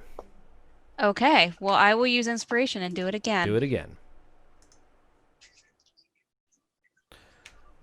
All right. The floor gives way, and it breaks apart beneath your feet, and you see the gaping chasm below the house, and you have hundreds of feet falling below you, but you have feather fall, so I assume you're going to be casting that. Oh, yeah, definitely. One reaction. Can we catch her? No, Yeah. she's falling straight, like it's just immediate, like the floor just disappears. Well, let me resolve the feather fall first. Yeah, and Okay. it takes a reaction to cast, so I can just do it. So I'm doing that and then trying to, I guess, get a hold of whatever I can as I slow down. It lasts So- for a minute. Oh, so you can fall 600 feet and be fine. Yes, but also since it slows me down, can I grab anything? Like I know I'm probably past Okay, so what's going to happen is when I fall, you've but I used, mean, can I you've used can I your grab action, part of the cliff or anything? No, you've used your reaction and action to do something already. But I'm going to say, like, as your feet give away and you catch this, there's a split second where you're just sort of suspended and then slowly dropping down. So Toro or Valtreya can make a quick dexterity save. Or I will. to grab you. Yeah, I'll make the dex save. Okay. Yeah, you will. 25. That works. So with that, you manage to grab Anarissa's hand just before she floated. And you easily lift her up. It's not like she's weightless as you get her off to the side. Yeah. So watch out. It looks like some of the floor is not going to hold your weight. So I'm going to sort of draw X's where nope, don't go here. Toto, like as he's pulling you up and like putting you back on solid ground, he like scowls and he's like, "Be more careful." Yeah, she's just kind of looking like it's not like she's just sort of staring back like, are you really gonna pull this shit now? Like just because between like this and something up with Val, she's like, no, I'm just not just gonna. Button, enough of the skeleton remains to suggest that it was a male human. To learn more, you need to make an investigation check. Actually. Okay. I have Speak with Dead. Okay. I can ask a corpse up to 5 questions as long as it was not the target of the spell previously within the last 10 days. But it can't answer any sort of questions about events that pertained to it since it died. Go ahead and get that spell ready. Let me have just Button finish that investigation, and then we'll jump right into that. I'm not the most investigatory person, but I'll try. I do want to also kind of give a gander at whatever object is next to him. You said a round object? Yeah, that's a separate item altogether. Let's just do one jam at a time. 7. All right. Yeah, it looks like he was burned alive, but that's really all you learn from it. Interesting. Looking I'm going to... Oh, go ahead. I'm going to sort of use my foot and move the ball away a bit from the body. Okay. The strange round device. Okay, got it. Just a bit far away, okay, a couple feet away from the corpse. All right. So you're casting Speak with Dead. Yes. Did you need me to link that in chat or anything? Yeah, if you could, please. Yeah. Our first corpse talk, guys. This is awesome. This is cool. Let's see, where is Speak with Dead? Here we go.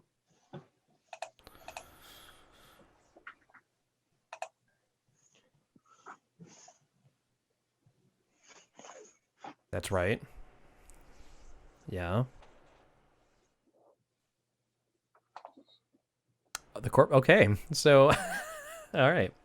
So you cast the spell, and the skeleton begins to shake slowly, and then its skull turns towards you with a sort of like a strange stop motion sort of thing to it, and its teeth sort of mash together, and it says, "What?" My name is Tierra Heria's daughter. We have brought you back temporarily to answer some questions of us. How did you die here? All right, I need to figure out how.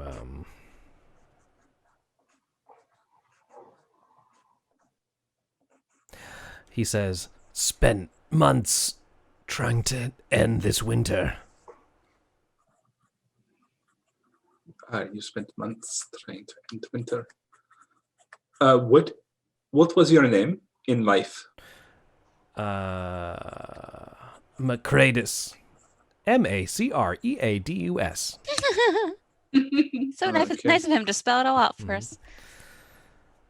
None of you have heard of this Macreadus before. Macreaud. Macreadus.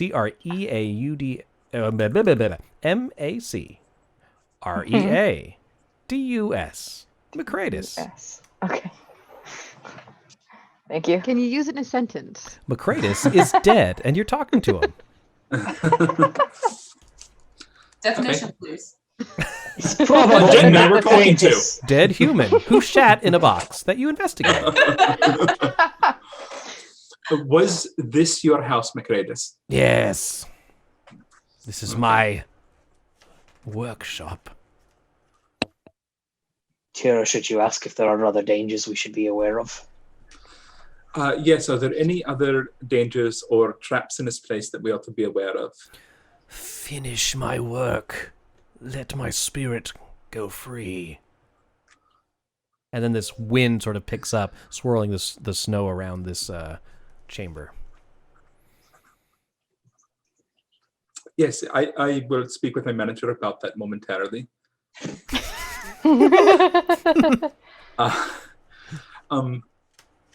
So he's been a little cryptic about traps or anything.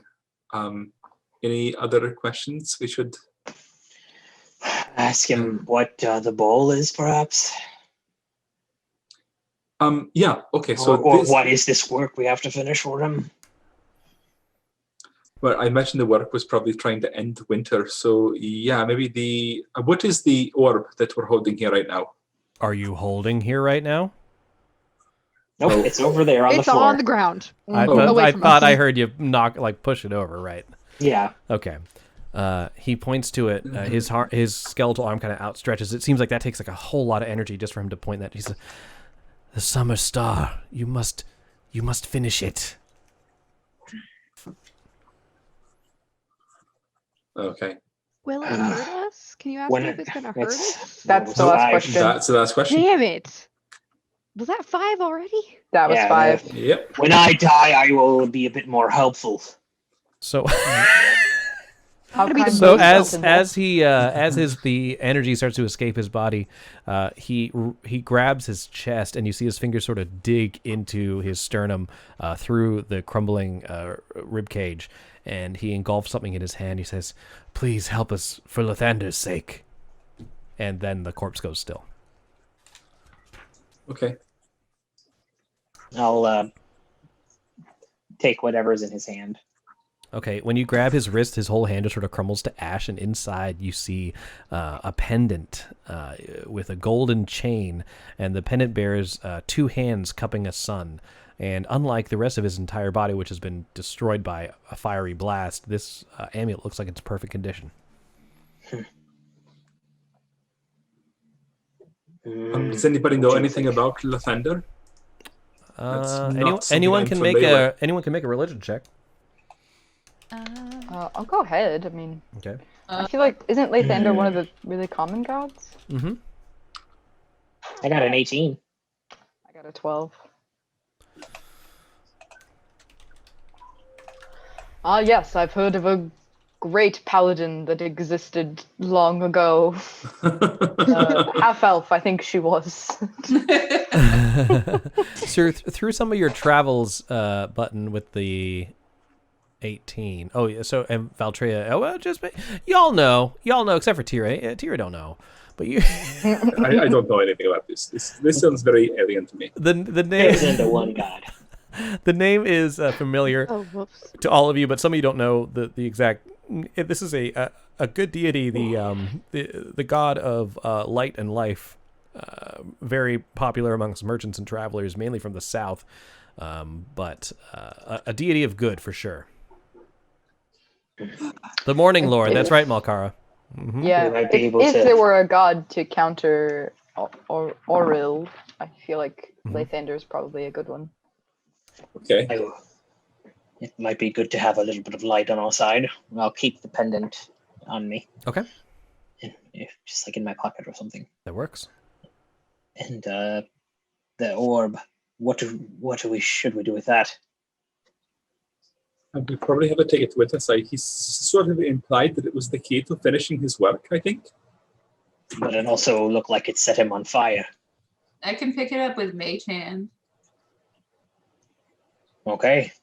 if you want me to. Yes, if anyone has some spare cloth, perhaps to wrap it in, or I don't think it would be good to pick it up with our bare hands. All right. I have tabaxi hands. Or furred hands, or scaled hands, as the case may be. Yeah, I think I'm resistant to fire because of the tiefling thing. So if we're concerned about it, that could be... Listen, you've already fallen off a cliff. I don't need you to also twice. Almost fell off twice. So, you know. So let's finish Valtrea's mage hand. So you use the mage hand to lift this. How much can it pick up again? 10 pounds? 10 pounds. That's fine. So yeah, you lift up this device, and you sort of turn it around using the mage hand just to study it. Roll an Arcana check. Okay. I'll be right back. Okay. So you pick it up. I'll show you a picture of it, guys. So here it is. Oh. Yeah. Hey, it looks like that crap paper. Mm-hmm.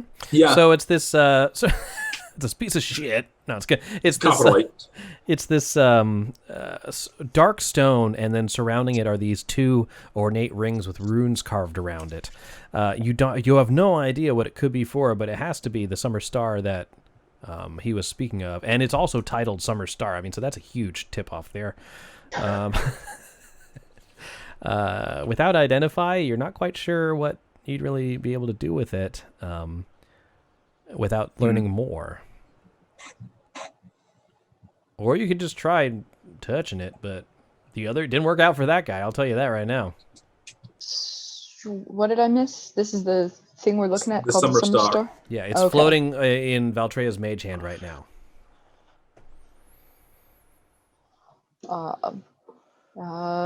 Yes, if that looks strangely like the black charring on the windows. I do not think it would be a good idea for any of us to handle this. Should we put it in a bag? What's it? Toto kind of like rolls his eyes and sighs, and he like takes his backpack off and he holds it out like, here, just put it in here. Do you want the one who's resistant to fire to like put it in their bag? Because at least if it explodes on me, like it's not as bad. Toto. All right, if you're volunteering yourself to be a lit ablaze. Toto seems like almost resistant to give it to you, but after a minute he's like, all right, fine. I mean, I'm like, if you really like, her tone is very much like, yeah, if you want to do that, but like, sure, you know, like she's not going to stop you, but she's also like, hi, tiefling. So, Dragonborn. Are Dragonborn resistant to fire? Reds are. Reds are. Whatever. One of the two of you just carry the damn thing. I don't care anymore. Pick it up. Who's doing it? Valtrea just takes Mage Hand and tosses it in the air. Who grabs it? 3. I'll grab it. 2. You got it, Mirnix. Now, with that, you are carrying this stone. It actually is cold in your hand, despite the appearance of the rest of this room. Wait, no. You were hoping it would be a personal heater as you went along. Well, you got to plug it in for the space heater to turn. No, so yeah, you have this device. You have no idea what it does. Like a lot of magical items that you've encountered on your adventures, you understand that a lot of these you need to spend some time with it, attuned to them, so to speak, for them to be activated. Alrighty. So yeah, just so you know that. So with that, guys, you know that you have this device, and Macretus's soul is trapped in this cabin, unable to be released until you complete his work. Not my problem. I'm gonna look around a bit, but I'm gonna like paw at the floor before I step too far. Like I'll take a step and roll an investigation check. Push my foot down. Okay. Stop making me investigate. I'm very dumb. The floor seems very stable. So as you're moving, just show me with your little doohickey where you're going. I will. There's okay. I will walk. No, Can I see him like doing a very bad job of testing the floor and being like, let's. He kind of like touches it with his finger and then stands on it. That's the kind of. I'm gonna look that way. All right. Yeah. Go ahead and place your character there.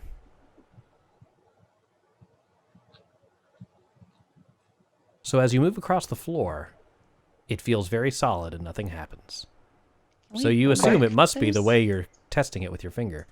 Let me reveal that corner to you. This all seems safe, everyone.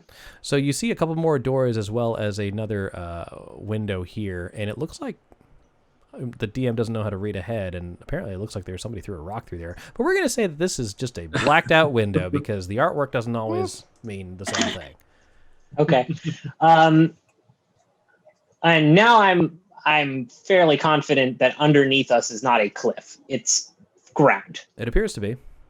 No, he built it on a U. It's just yeah, it'd be very straight. Yeah. So there's ground beneath. The most I'd fall is 20 feet. Okay. I'm a bit more confident in my walking, so I'm going to walk forward and sort of take a look into these this far door. I'm going to. All right. Before you open it, what would everyone else like to do? I'll position myself maybe in the hallway just in case something comes out. Okay. Looks good.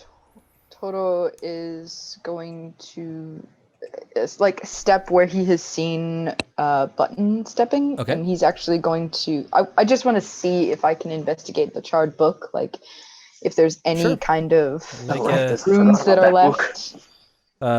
You don't need to roll anything.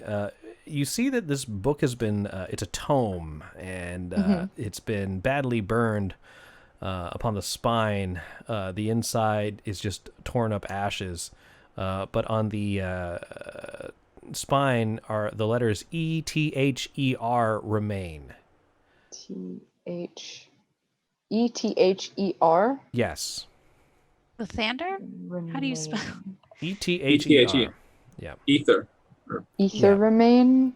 It's Does obvious it look that like it's been cut off? It's obvious that these letters were part of a much longer title, and this would be the end of it.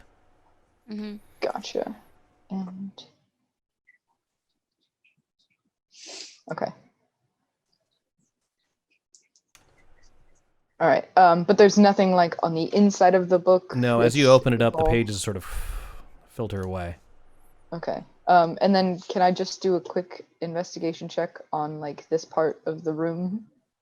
Sure.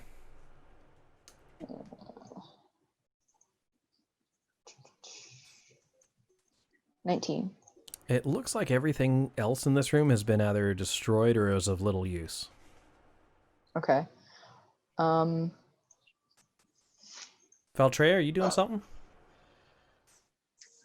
Trying to stay up.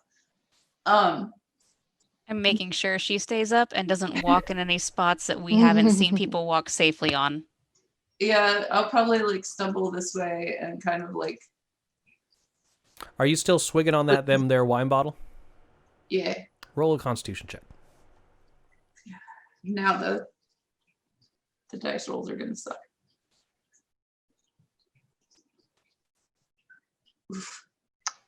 It's not bad. So it's one too little, unfortunately. You do receive the effects of one level of exhaustion, so your ability checks are going to be at disadvantage. Oh, good. Yeah. Uh-oh. As the wine skin is getting a little light. What would you guys like to do? Should we go right to Button and open that door first? Is everyone anything else before that door is opened? Did we determine that this spot here is safe?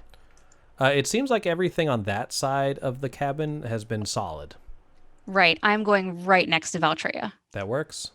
I think Toro is going to come into the hallway with Button. So far, everything from the right of Valtreya has been safe. Okay. Looking at Button, he's like, "Would you like me to check for traps first, or are we just bursting in?" By all means, I'll step aside for a check for traps. Okay. All right. Perception or investigation, Chris? Investigation for this, please. Okay. Oh, 8. Seems fine. All right. Is it locked? Doesn't appear to be. All right. He looks back at Button and he's like, "It should be fine." Seems fine. Very well. It doesn't appear to be. I will open the door. All right. Slam. You realize this is the bedroom that Leif looked in earlier. Wooden planks have been nailed over the broken window of this room to hold out the wind. Furnishings including a saggy double bed and a bookcase containing some folded clothes, a few blank sheets of parchment, and a set of calligrapher's supplies. Next to the bookcase is a soot-stained hearth wherein a scroll lies amid the ashes. I'll pick up the scroll. Okay. Very carefully. If it's like burnt in any kind of way, I don't want to crumble it and destroy it. All right, so I'm going to show you this. The art is very cool but illegible, but the rest of the note is written below it, so it should appear to you right about now. Oh. Yeah, can't read that. Yeah, scroll down, and you'll see the actual text. Macroides! That's how it's actually pronounced, because it's amazing. I like it. You read the whole thing out loud to everyone, please. Macroides! I've had enough of this damned relentless cold. I feel it creep into my bones, my head, my heart. I'm heading back to 10 Towns for a decent meal and a warm bed. I fear this winter has numbed your mind, and any tinkerer worth their chains can see the summer stars a fool's errand. Maybe without me here to incessantly complain, you'll finally snap out of your obsession. If you truly insist on dedicating your remaining days to the doomed project, might I suggest that 3 is better than 2? I considered telling you before, but you are particularly rude about the dinner I made last night. May the light of the Morning Lord protect you, Copper. 3 is better than 2. That's quite odd. An odd thing to say. Perhaps it's pertaining to the rings around the stone. Yeah, there are only 2 rings. Rings. Okay. Are the calligrapher's tools in good shape? Yeah. Somehow not burned? Not burned. Take them.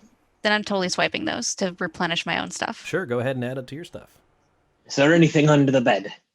Mimic! No, there's nothing under the bed. What about in the dresser? Besides the clothes and the blank parchment, doesn't appear to be anything else of value here. All right. Malkara There's nothing on Darkwell the agrees bookcase? with what you're guessing. The bookcase contains the clothes and the blank parchment. Shut up, chat. Let us play the game. The blank parchment isn't burned? Like No, there's soot on no. all the inside of the windows Yeah. and like everything else seems to be like charred in places, but the blank parchment is totally cool. Seems magic. Magic. This note was in a fireplace and it was fine. Yeah, that's true. Well, what the hell? I grabbed the extra blank parchment. Sure. So. It's good to have you I can think write whatever letters. explosion may have simply affected the main room that we've just left. Perhaps the walls protected things in here. It's possible, but weren't all the windows, even in these other rooms that weren't nearby, like they were all blackened? They could have So- been blackened on purpose to keep people from looking in. In the middle of the freaking tundra. Who's gonna look in? You guys did. Owls? We did. Owls. We did. Trees. It's the first thing we did when we got here. If Yeah, they, right. if they were trying to end the winter, then it could have been spies from our rail. I mean, I'm being sarcastic, Toro. And You- they you- also Oh, could have I been see. trying to like stop the winter from looking in, because like the winter would have a problem with it too. I'm being sarcastic, Button. And Tira did overhear two people saying, "Hey, that cabin, huh?" Yeah. All right. Who is Copper? Does anybody know who Copper is? Copper is the gnome in Bryn Shender who would know more about this. He was their point of contact for the people over her talking. I see. We may want to pay Copper a visit. It might be worth the trip to Bryn Shender. At the very least, he yeah. he may want to know that his friend is a corpse. That as well, yes. Your friends are dead. Maybe we could say it a little more tactfully. He might be more inclined to help if we let him know that his friend's soul is trapped here too. Everyone's soul is trapped somewhere. Toto like glances back at the letter and is like, "No one insult his food." Yeah. I mean, if he's really grumpy about that, I mean, like, could you imagine going to Zach and be like, you know, your curry sucks. Now, please help me. Please help. It's true. I wouldn't be very happy about that. So the rest of the room there doesn't appear to be anything of interest. Okay. Toto leaves and checks this other door up here for traps. It appears fine. You're not even and not locked. No, there's nothing. Listen, I would like to roll an investigation Sure, check. go ahead. At the very least to make. Wow! Oh, it's fine. I believe you, Chris. It seems fine. Let's say it like that. It's so much better, but my deck saves. Push the door open. Yeah, sure. Button pushes the door open. Tora's like, go ahead. Looks fine. Should be fine. It's great. Why can't I? You know, I have the wrong. Toro, I enjoy having someone of your stature alongside me to do these sort of things. It's very difficult to get a lot done with the simplest one. You know what I mean? So we're standing right here, Button. I was quiet. I have to agree. I've been alone for quite a long time, but it's nice to see other people with competence. I appreciate it. So you open the door, and because you had a crit fail, did you get a crit fail? I did. All right, so because of that, Button, you're going to take this. Oh no! So first the mimic, now the crossbow. I get hit by the crossbow, and I just start speaking Cajun for some reason. A stiff wind blows through the broken window, and every window's broken, guys. I'm so sorry. I thought Bourbon Street. So cold in here. A stiff wind blows through the broken window in the east wall, causing the tattered gray curtains to billow and flap like angry ghosts. Snow covers the bed and much of the surrounding floor. It looks unsuitable for habitation and hasn't been used in a long time. There's curtain ghosts in here. Should we do something about them? Burn them. Burn them, not turn them.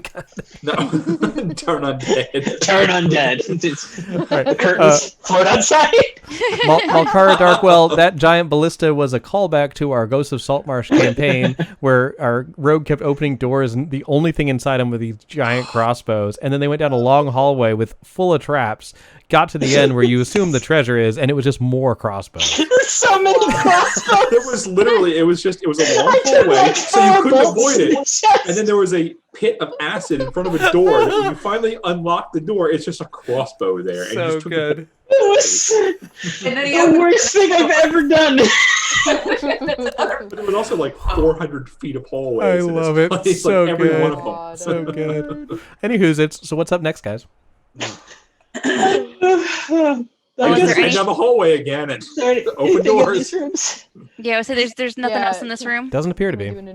Is this bed snowy as well? No, there's no frost lining this. It's just the cold from the outside. Do these Hans connect to the other rooms? Those are fireplaces. Right. Are they? Down on the bed. They do not. Okay, so they're two separate fireplaces. That Correct. The same. Okay. Right. You're bouncing on the bed? Valterra laid down on the bed. All right, she's had enough. All right, I'll try taking a nap. Checking out for the. No problem. What? Toro, the next ones you want to keep on looking. of course. I am following right behind Valtreya, and I'm like, okay, something's up. Is there anything I can determine with an Arcana check? Yeah, let's resolve this door, then we'll resolve the bouncing bed. The passed out Asmar. I say, let's just assume while all this is going on, Anarissa is making sure Tira understands that this is really freaking unusual and something is wrong. There doesn't appear to be anything with this door, Toro, and there doesn't appear to be anything. It doesn't appear to be locked. Okay. Yeah, well, I'll open it as soon as they're done. Yeah. Okay, so we'll open the door, but let's go over. to Valtreya and Tira and Anarissa. Tira, you go first. You had something you were saying? Was there anything I do with like Arcana to determine maybe what the nature of this thing affecting Valtreya is? You could try.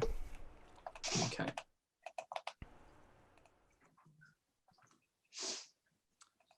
Nine. You don't see any magic emanating from her at all. You don't see the telltale signs of a spell or anything like that. But she does seem to have like a almost pained look on her face. Okay, Val, what's different from yesterday? Did you do something differently? Did you eat something differently? Like, list it out. We got to figure out what's new. What did you like touch any weird runes or anything? Like, what's the deal here? She's been drinking a lot of wine. She said earlier that it was helping, that she hurt and it was helping. Yeah, but it also dehydrates you, and it's not a good idea in cold environments like this to drink a lot of alcohol. She doesn't usually drink this much anyways. Like, it's a bizarre coping mechanism that she's never shown before. I mean, I played with the crystal. Hold it up. What crystal? You know, the one that I found with Button in the skull. The Mind Flayer crystal? Yeah. So I'm going to take like a handkerchief and I am going to just scoop it up and remove it and see if that does anything. It's in her pocket. It's on her person. She waved it at me. I was playing with this. I picked it up like this. Wisdom saving throw, Valtreya. What is it? Wisdom saving throw from Valtreya. You think you'll hold on to it? No, it's okay. Put it back in my pocket. Yeah, I shoot a message to Tira and I just kind of go, that's probably it. She's not usually that possessive over a gem. I don't know what that thing is, but I'm stealing it the first chance I get. Okay. Yeah, she'll just kind of think back to you. She's like, sounds like a good plan. And don't give her any more wine. Valtreya, Constitution check. Cool. So it seems the effects have worn off. Lying down for even a moment seems to have stabled you a bit, and the fact that you're being intervened here right now kind of makes you want to just get up. And the bed was a mimic. But no, so you're able to that's so good. You're able to get back on your feet and hopefully reassure them that you're fine. I rally. All right, let's go. All right, Button, we're opening this door. Indeed. Honey is completely unconvinced. So, this room contains a fireplace and 2 empty bookcases. Tacked to the walls and strewn across the floor are frost-covered blueprints. Face down on the floor next to one of the blueprints is a tiny man made of clay. Uh-oh. Well, that's quite weird. All right. I'll go over and have someone smarter take a look at it. Okay. Toto comes in. Where is it? Where is it in the room? It's just in the room. It can be this little gray thing right here if you want a physical object to do it. This little guy. It's small. It's small. It's like this big. What? It's like a doll. I thought it was like a man made of clay. No. I'm moving, but I'm still checking the floor. I'm just right behind Valtreya. Okay. She doesn't care. I know she doesn't care, but I'm right there. I don't have Arcana or anything, Chris. Do you just want me to roll raw intelligence? You can roll raw. Roll it raw. You have no 16. idea what this is. I I have no idea. I don't recognize it as anything particularly What special. about these blueprints? Are they the same that we saw outside covered in? Are they, Chris? Let me find out. Oh, yeah, we'll call them poo prints. So they definitely. God damn it! They definitely show the same gyroscopic device with strange runes and things written all over it. Okay. However, they're not making any sense to you. Definitely notes and stuff scrawled about the device in question. You can try and roll an investigation check, but it's are the notes written in common, or are they written in like? They're written in a strange set of runes you haven't seen before. What about the abyssal? What about like? None of those. Okay. And can I look at? Nope. Yeah, I was gonna say, would Anarissa be able to tell anything from it, even just based on like the ink it's written in or something? Sure. Yeah. Can you roll an Arcana or Wisdom check? Can I give her advantage on? Only if you're proficient in Arcana. I can give her I'm not. Hold on. I'm not proficient in Arcana. You don't have to be. Okay, I don't have to be for this. But to help, you would. Yeah, go ahead, Valtreya. Give her advantage. Okay. But you have disadvantage on your ability checks, so it won't actually work. No, you said I read. Oh, you did. You're right. You got rid of that. Yeah, you're good. Sure, go ahead and roll it with advantage. Okay. No clue. Not even a little. Aw. We do have an inspiration if we wanted to use it. You can. Can I use it on advantage? No, you've already had advantage. Sorry, no, you can't. Oh, that's right. Never mind. Yeah. Yeah, I thought that was the rule. Okay. So what are you guys thinking right now? What are your thoughts on how to complete this? Can I look at the little? I think we probably need to reconstruct the Summer Star, which means finding the remnants of whatever would be a third ring and constructing that around the outside of this thing to finish his work. So thinking back to when you first investigated this place, it didn't make sense at the time, but now that you remember seeing those twisted pieces of metal, you realize yeah. Those could possibly be reformed. I'll go back and get those, actually. Could I look at the little clay man? Sure. You can roll your own Arcana check. While she's doing that, I'm going to sleight a hand. So. Okay. Roll your perception check, Valtreya. Okay, well, you got a 12 in the Arcana. Don't know what it is. Roll, what's your passive perception? Passive. Not as good as Arian's. We know. That's just your... So it should be on your sheet already? Yeah. Oh, 11. All right, then, you are able to swipe this crystal out. And I'm using my gloves that I wear outside. Like, I am not touching this directly. Okay. But I do, like, immediately kind of follow Tira out, and I'm like, have it. I don't know what the hell it does, and I don't know if we should hold on to it, but I have it. Okay. Valtreya, you haven't noticed any difference yet. Okay. Toto is going to put the blueprints in his backpack. If they, like, either he'll have them so that they can try and decipher them again later, or they can show them to Copper. Is anybody here proficient in tinkering tools or smither's tools? No, I'm just thieves' tools. Yeah. And the poisoner's kit. I can blow this horn.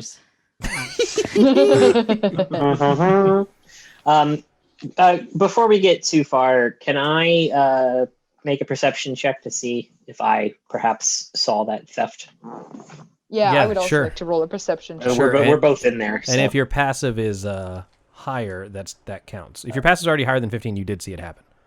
Okay, my passive is 18, so then you did see but it I've also been adamant that something is wrong. So. In that room, but you guys weren't there for that conversation. No, but I've been adamant all morning that something is wrong. Okay, you Like, still see Anarissa swipe something from Valtreya. Yeah, that's fair. So you see it happen. Are you going to do anything about it, or? Not now. All right. Maybe later. Okay. Button. I didn't see anything. I rolled an 11. Okay. Is your passive higher than 14? It's 13. Then no. It's just under. Just Toro notices, but Did keeps I it to know himself for anything? now. Did my Arcana check? Not with a 12, no. Okay. All right. There's only one room left, and it's over the cliff. It is. We should proceed very carefully. But you're button of the frozen cliff. Indeed. But this is not the cliff that I'm of. This is a different frozen cliff. Okay. You may notice lots of frozen cliffs. You probably notice Button if you're near Valtreya, she randomly starts petting you. Why? Toto will take out his short sword and start like very firmly tapping the ground in front of him as he's walking. Okay. Roll an investigation check. Okay. Ooh, nice. 20. Okay. Yeah, just load up the map. So, It's fine. yeah, I'm just gonna reveal to you the weak spots of the floor, because yeah, there it is, guys. I see. Looks like the penile. I just start talking shit to it. Weak ass floor. You ain't shit. You should have been better lumber. So just so you guys know, because it's not entirely clear here, let me shrink it down a bit. It does not touch these two squares near the door. Let me make that jank a little smaller. All right. Okay. It does look like a dick, doesn't it? I didn't draw this one, guys. I did not. Breaking that weak floor in here. Okay. Toto will like point out which side of the floor is weak, and then proceed to the door and another investigation. Imagine at chapter 2, you auto die because you walked onto a floor. Right. Fuck you, Chris Perkins. That's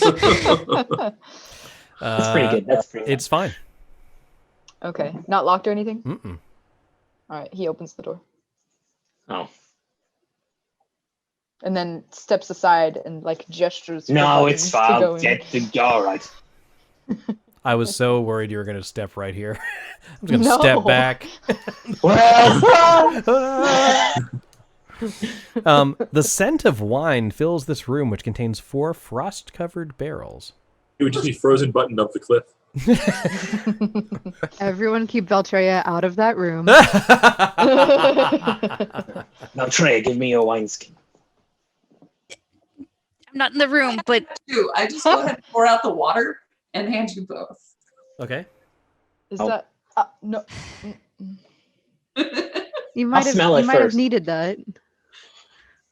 It smells exceptionally sweet, but when you kind of move the barrel a bit to see if it will slosh around, it seems like it's frozen solid in the barrel itself. What? Alcohol doesn't freeze. In magical so Christopher cold Perkins here. lands, it freezes. It will. It I is was gonna that say, cold. if- And it will freeze, because far I've north- had bottles explode in the fridge before. Or freeze. Yeah. Yep. Yes. Alcohol Mine does will freeze. freeze. Yeah. Yeah. I will freeze, yes. Wine slushies. Wait, you All get right. slush, but never I'll mind. take Actually, I'll take there's my actually- sword and I'll hack some off and I'll give her like a wine sickle. So there actually is a way that what you can do is you can actually distill things to stronger concentrations by freezing some of the impurities and stuff out and slowly making a stronger and stronger. Yeah, more that's an ice concentrated beer. I've done that unintentionally, and So, Yep. so hopefully she's getting a very mild alcoholic content from this. Nope. It's a super icicle. It tastes pretty good, actually. Here. Yes. Licking it. It's exceptionally sweet. Because she's drunken. Is it as sweet as my goo? It's not as sweet as the goo. It's a different kind of sweet. forgot about the goo. No. Toro walks back that go? this way around the table, and as he passes Valtreya, can I do like a sleight of hand to bump into her enough so that she drops the wine sickle? Are you taking away Yes. Roll a sleight of hand check, and this will be against, and then Valtreya will make a perception check. Okay. 15. Okay. All right. Oh. So you bump into Valtreya. And she does drop the wine on the ground, and it shatters in little bits. But Valtreya, it's obvious that Toro did that on purpose. Why? Why would you Button? Can I have another one? Yeah, there's plenty in here. There you go. Ah, She's a grown woman, you all. She's a grown woman on a mission. We're all on a mission. She's a grown woman on a mission, drunk. Oh, that's a good point. I need Tira to make a intelligence check. Can we assume that Anarissa and Tira are back in the main room with us now? Because they're just chilling in that other room. Well, Tira was looking at the metal on the table, and then I ran in with the crystal. So we haven't done anything yet because you guys were investigating. Oh, okay. So, unfortunately, as you're looking at this, you realize that if you're going to build another ring out of these devices, you really have no idea how you're going to do it. You've never used tools like this before. Yeah. Should we take some of the stuff back and have Copper help? Yeah, it's possible he would actually. He seemed to know about how to construct the rings. Maybe so. Okay. Yeah, I'm thinking that's actually a very good idea, perhaps. Okay. I've also put the crystal like on the table because I don't want to touch it for as long as possible. I am very suspicious, and I'm just. So is there sorry, something I can where do? is the crystal now? It is on the table in Okay. front of us. All right. Like I've been touching it with gloves or handkerchiefs. Like I am not touching it directly because we already learned with the other evil baguette that you don't touch shit. So So funny enough, I can tell you this now because that campaign is over, but that was a petrified obelisk. You told us that. I did? What? Oh, Yeah. yeah, okay, well you didn't know. I didn't know that. Isn't that cool? That's crazy. Super cool, yeah.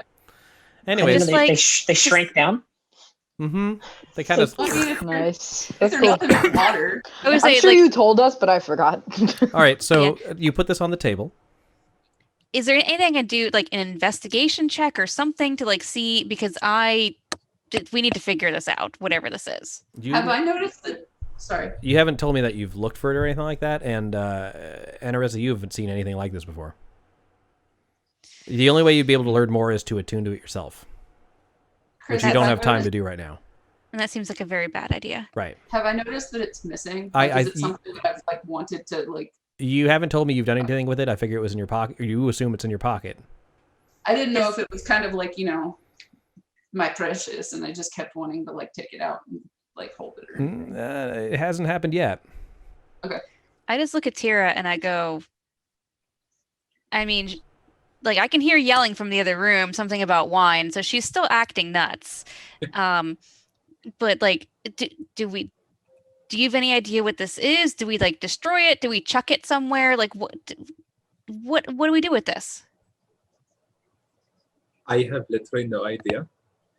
I've never seen anything like it before. I'm just going off what seems like it's the most logical sort of a step, which would be constructing this third ring around the outside of the thing. And yeah, I think you have a good idea with bringing it to Copper and Bryn Chander. Maybe he knows more about this. Yes, that also the crystal. I was actually talking about the crystal. I am my friend is clearly in trouble, and I what do I don't know what to do with this. I mean, I could hold on to it, but then I might start acting weird too. I don't know if this is just I tell everybody that we know I've got it. So if I start becoming a wine mom or something, that that this is what's going on, but you can't keep doing this. Attacked right now, Kinsey. Yeah, I knew a wine mom, I'm the wine mom. Thank you I very think much. he got the backwards. I'll say to a 16-year-old, that's probably I was gonna say becoming a wine mom at 16. But what's up, yeah, guys?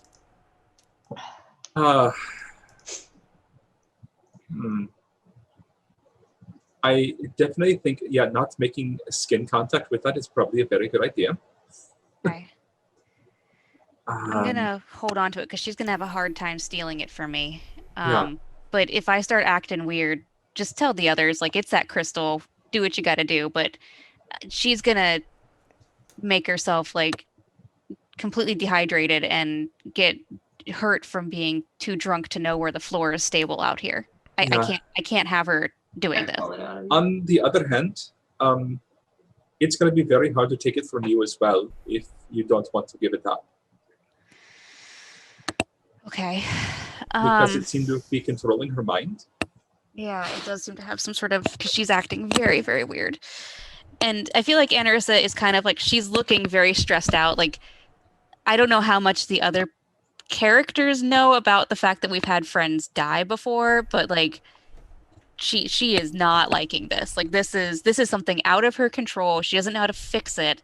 And it is like just under the surface, there's like a bit of a panic there. Because she's just this doesn't want to. That and Natel might actually kill her if like. So while this is going on in that room, what is the rest of you guys doing? I assume we're just going to leave, right? Is there anything else in here that we need to gather? Just got to show me where you're going. Yeah, I don't think so. Toro would walk this way around the table and head out, and he's actually probably going to go check on them and let them know. All right. I would say, like, depending on how quickly this thing is still on the table and I'm still like flipping out over it, so you might actually overhear and figure out what the hell I'm trying to do with this. All right, and then Mirnix and Button. But I am not going to let Valtreya touch it. So if she comes in and starts to go for it, it is going to be a game of keep away. I was going to say, Valtreya has moved into the room, it looks like. Okay, and then Button. Yeah, so I immediately pick it up. Hold on. Button. I'm going to this corpse, this body, he's like completely he's ash at this point. He's just ash. Mm-hmm. Okay. It's like I'll sort of like scatter him a bit, put like little bits of ash I can as the wind kind of blows through, and I'll get out the window. And so as you do that, the wind sort of picks up some of the ashes, and out of the fireplace you think you hear a voice. It might just be the wind going up that says, "Finish my work."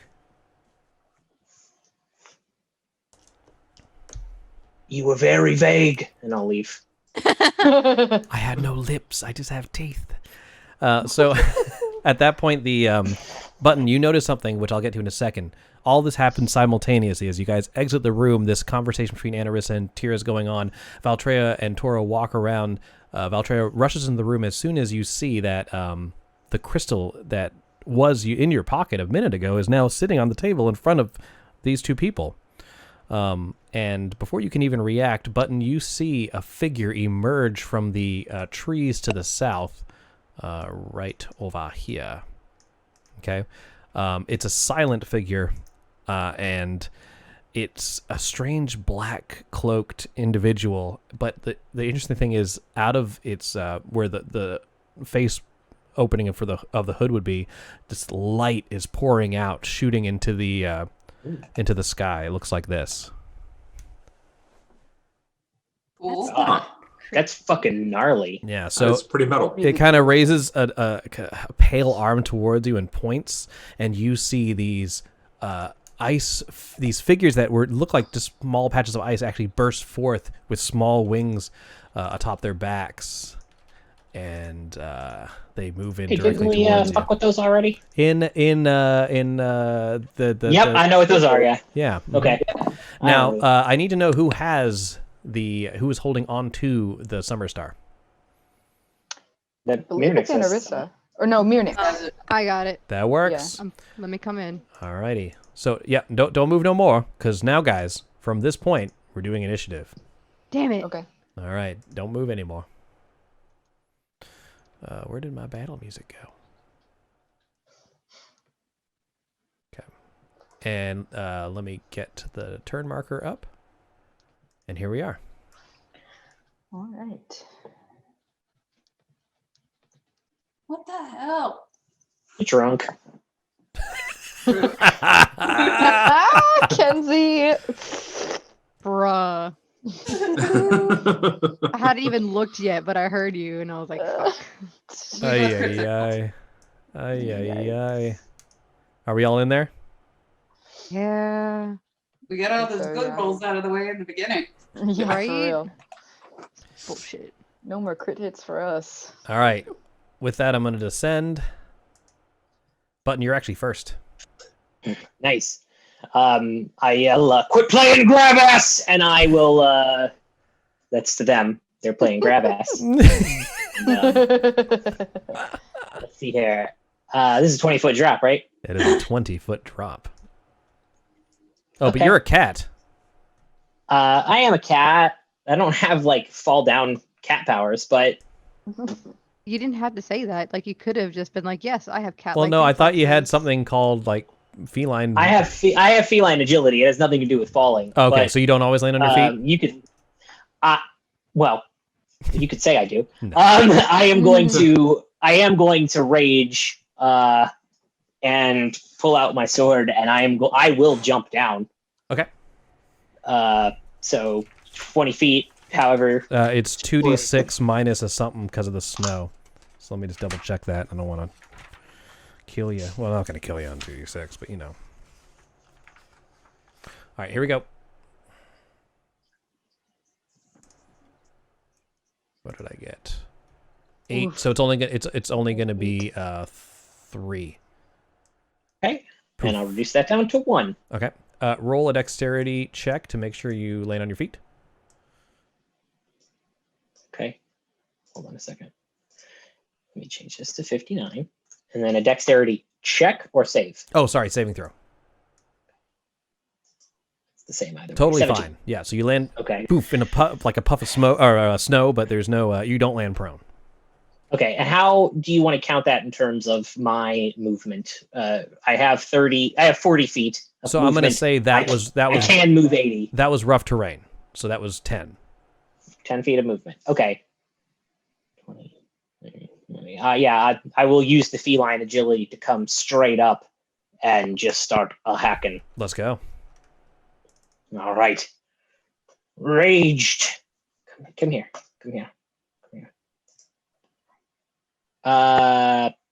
17 for... Oh, wait, hold on. That's the wrong thing. Okay. I meant to do this. 24 for 12 slashing, 4 necrotic. 12 slashing, 4 necrotic, double checking. All that looks good. 16 damage total. Yes, that's attack 1. Okay. And attack 2. That one will miss. Yeah, sorry. Anything else? No. All right, Myrnix. Sorry, not Myrnix. Mephit. Not me. Where is Myrnix? There's the Meph. 10, 15, 20, Mephit man. 30. Do you know of the Mephit 5, 10? Yeah, he can fly there. Myrnix, he's going after you. I didn't even see that one. Damn it. Hey, at least you don't have to move for it now. It's right there. That's true. Oh, actually, hold on. Oh. Here. Because he has frost breath. So just enveloping Toro and Myrnix in this frost breath. Make a dexterity saving throw, both of you. All right. I don't think I'm very dexterous. Ooh, nat 20, Chris. Ooh. Oh, why am I on advantage? You're not at advantage there, Kenzie. I'm Roll not again. on advantage. Yeah, damn. Ugh. Ooh. Oh, no! No! All right, so you take full and Toro takes half. It's not a lot. So you take 5 and Toro takes 2. Ow. You could uncanny dodge it if you felt like it. I really don't feel like it. And Myrnix, you could counter with a different type of breath. Bad breath. Hey, that was a sick burn. Oh gosh, darn it. I hate All right. all of you. Yeah, I've not a never fan. All right, so that is the Mephit's turn. It's Anarissa's turn. Okay, is it an action for me to grab this crystal off the table and put it in my pocket bag, something? I'll let you Or is bonus it just- action that. Okay, so I'm going to do that because I do not want Valtreya touching it. I am going to move over to the window over here because they're all blasted out. Mm-hmm. Right? No, they're not blasted out. Not in this room. Those are the black ones that are covered. The other ones were blasted out. These are just black. The one, yes, correct. So you'd have Okay. to. It would be your So action then to break it open. Right, I'm not doing that. I thought that was already open. Okay, so then... So... Toro's rough terrain, but the ravens are not. Right, no, I was just calculating. So I can kind of get out the door and next to Toro. And I am going to... does that count as disadvantage if I try to use my short bow? I'm trying to like, is it just no? Because it's 10. Right, it's far enough away from you. Yeah. Right. Okay. So I am going to shoot it. Okay. So 12. 12 does hit for 10 piercing damage. All right. Okay. Cool. So that's that, and then I might shift myself just a little bit, but I'll let you go on to the next person while I do. All right. The math on rough terrain. His stuff and stuff.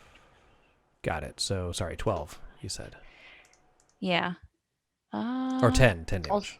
Yeah, I can't get back in the door, but I can at least give space for another person, I guess. Alrighty, and then now it's Toro's turn. Okay. We can't see their health bars if you. Oh, really? Darn, I thought I fixed all this. That's okay. I just wanted to let you know.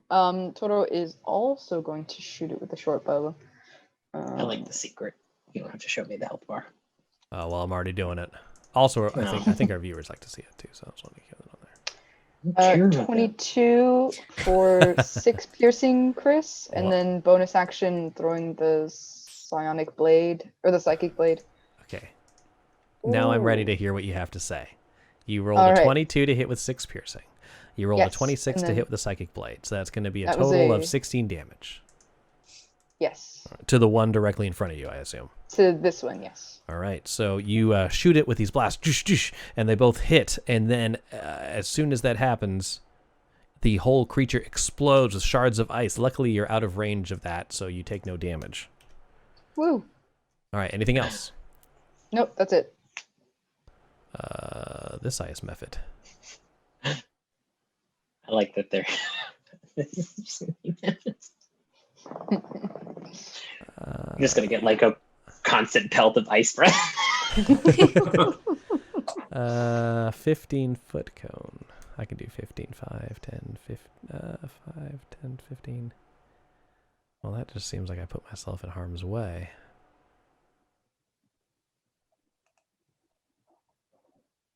Is that the only... Hold on.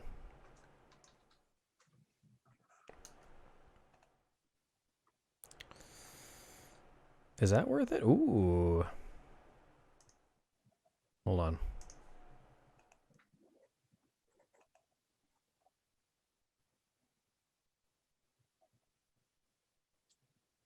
And why would that help me?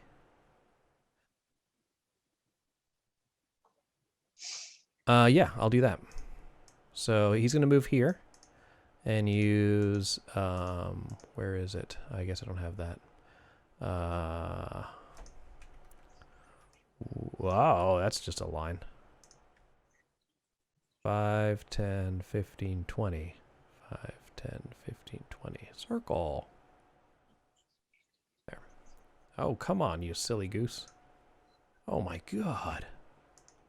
Where'd it go? Can't see anything that you're doing, so I'm very confused. Why is it doing this? I'm trying to draw a circle. There it is. All right.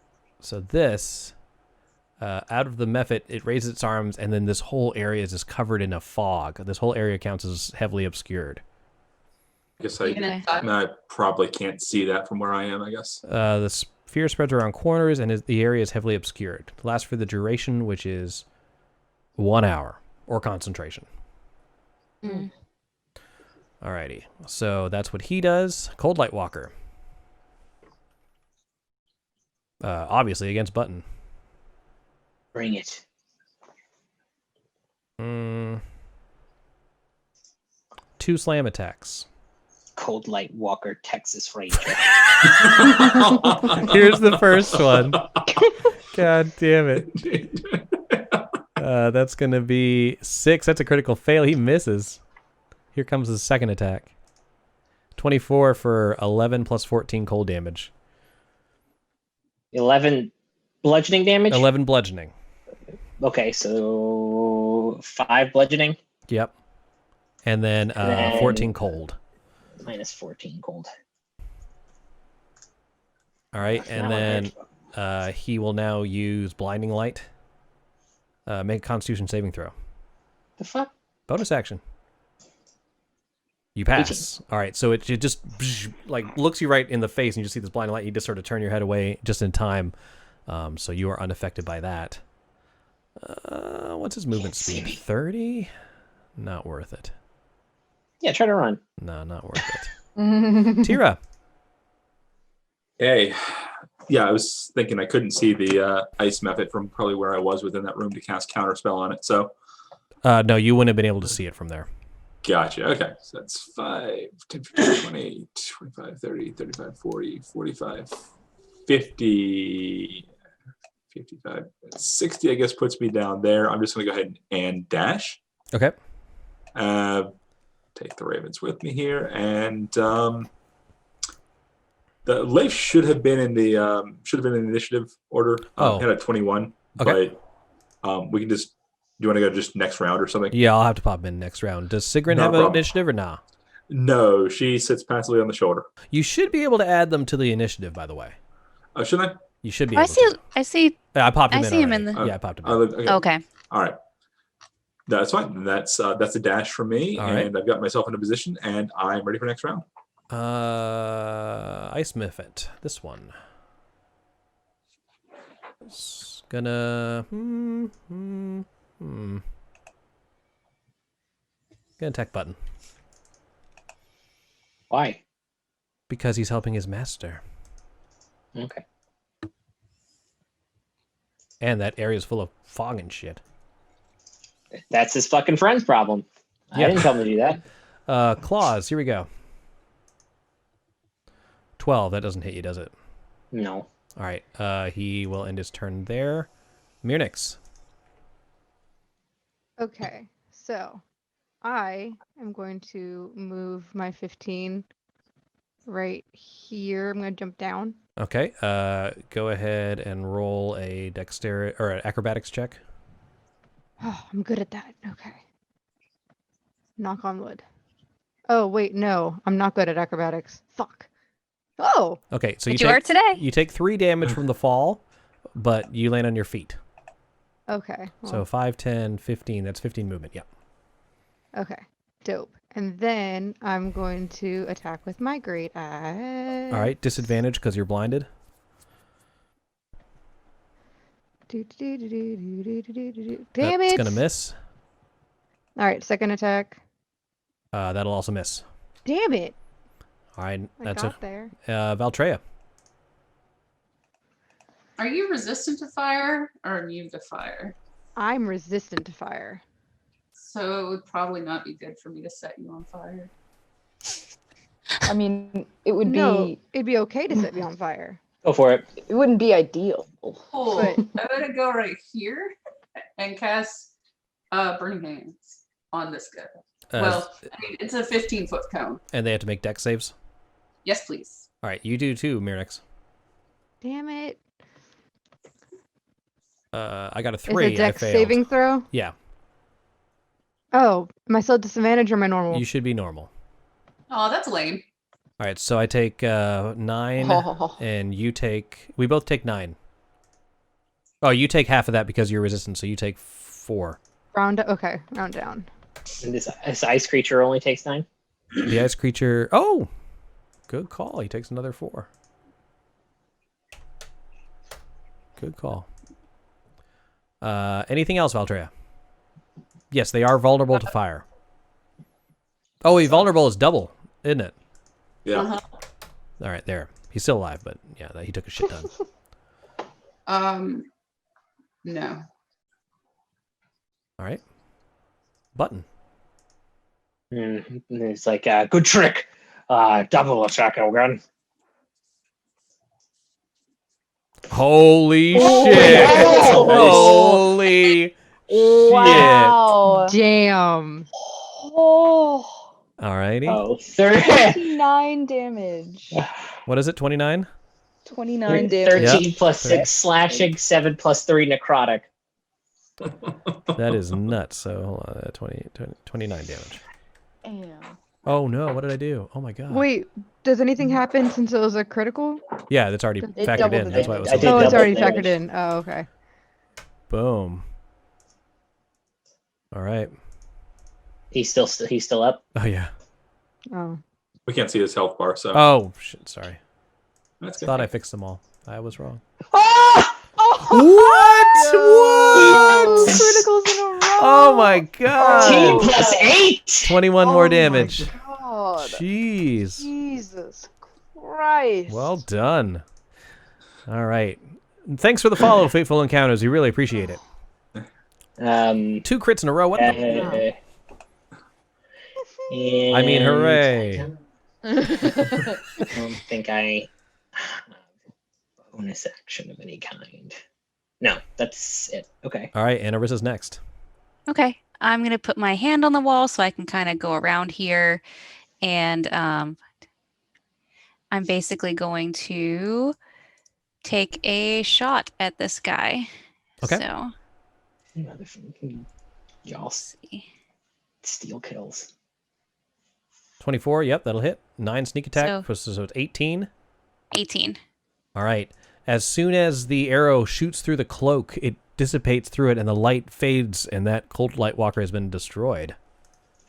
Awesome. Kills! Stole your kill! Anything else?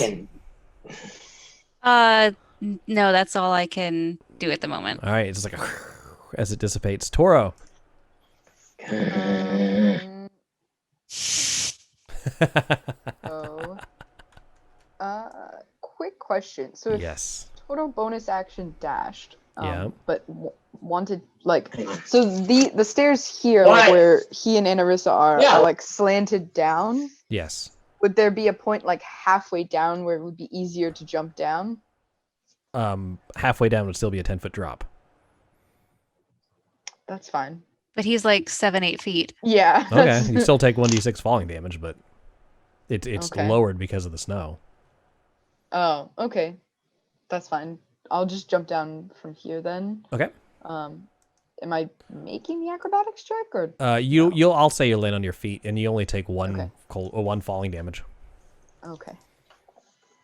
That's fine. And then I'll jump down to here.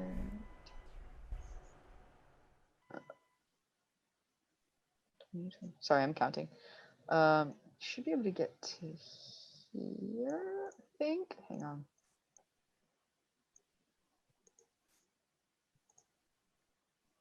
Yeah. You can get to here. Can he see the ice method still in the fog or no? No, that one won't be able to be seen. Okay. But he does have a shot at this Yeah, one? that one's no problem. Okay, cool. I had to toggle sneak attack. And here we go with the short bow. 16. 16? Yep, that'll hit for 17 damage. Mhm. Boom. And that is... Yep, that's it. That's all I can do. All right. This Mephit goes next. Is it worth it? Yeah, I think it is. He is going to try and shit out another Mephit. So he's using Summon Mephit. He has a 25% chance of success. So I have to roll lower than a 25 to make a new Mephit. I rolled a 30 shitty 2. And then he's going to run away. That will incur an opportunity attack from Munix. 5, 10, 15, 20, 25, 30. Murinix, make an attack with disadvantage if you'd like to use your reaction for that. I would love to use my reaction to Okay. make an attack. Are Yep. you kidding me? Disadvantage, You said though. disadvantage? Mm-hmm. And if you kill him, would have died in front of you.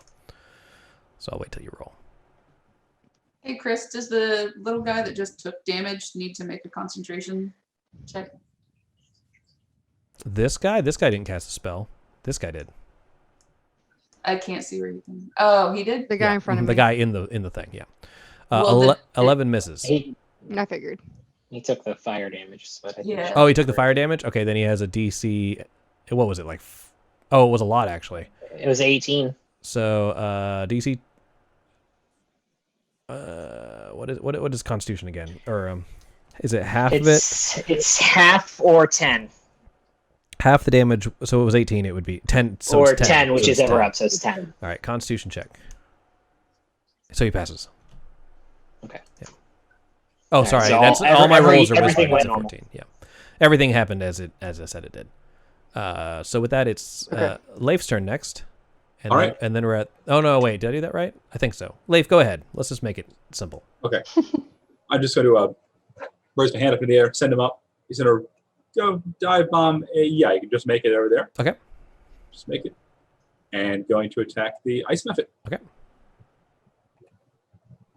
Let's see. Why is Leif's capture sheet not up? There we go. Okay, and that is the 22 for 8, 9, 10, 11, 12, 13 damage. Some of that's poison, though, isn't it? It's immune to poison. Yes, it is. So it It's only 5 takes. piercing Oh, and but 8 5 is poison enough. damage. 5 is enough. It explodes. Make a dex save for Leif. Okay. And this is ice damage, I assume. This is slashing damage. Okay. You 21. pass. You pass. So you only take 2 slashing damage. All right. And then Tira. Let's see. Is that so? It says that Leif actually has resistance, cold, bludgeoning, piercing, and slashing damage from non-magical attacks that aren't silvered. Is it considered a mundane attack, or is it? It's mundane. Yeah, it's not magical. So Okay. you take 1. Take 1. All right. Kenzie, did you have the damage, the fire damage that I did to you? Yes. Okay. It went down to 4. Okay. Just making 10, 15, 20, 25, and 30. I can see the ice method from here. I'll try to blast that one with Eldritch Blast. Okay. That is right in front of Button.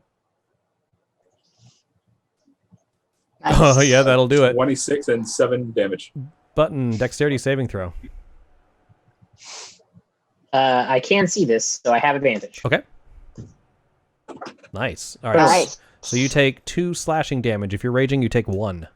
Take 1 slashing damage. All right. Boom. Well done. And with that, it looks like all these mysterious forces were defeated. Good job, guys. 2 crits on that cold light walker. What the hell? Yeah, that was That so was good. awesome. That was awesome. That That guy's was supposed to be, buku that guy's damage. supposed to be a little bit scarier. But yeah, good Nah. job. I said fuck him. All right. When I could bolt 80 feet, hack and slash, man. So we're going to end tonight's session with this mysterious artifact that you guys have found. You haven't quite figured out what to do with it yet. Hoping to find some information in Bryn Shander from this mysterious copper. Probably going to stop by Tourmaline to pick up Natel on the way. See what she learns while she's off. And then we also need to figure out what's going on with Valtreya and this crystal. And now that she knows that Anarissa has it, we'll resolve that next time. All right. Well, thanks for watching, everybody. We appreciate y'all very much. You can check out back episodes on YouTube at Tablehops, youtube.com/Tablehops, I think it is. And then you Smash that like button. Yeah. Hit that bell for notifications. In YouTube. Now here, what you want to do is you want to Oh, follow here, us. yeah, We you love that. If follow. the hearts, if you guys feel extra generous and you want to subscribe, we'd love that too. So thank you so much.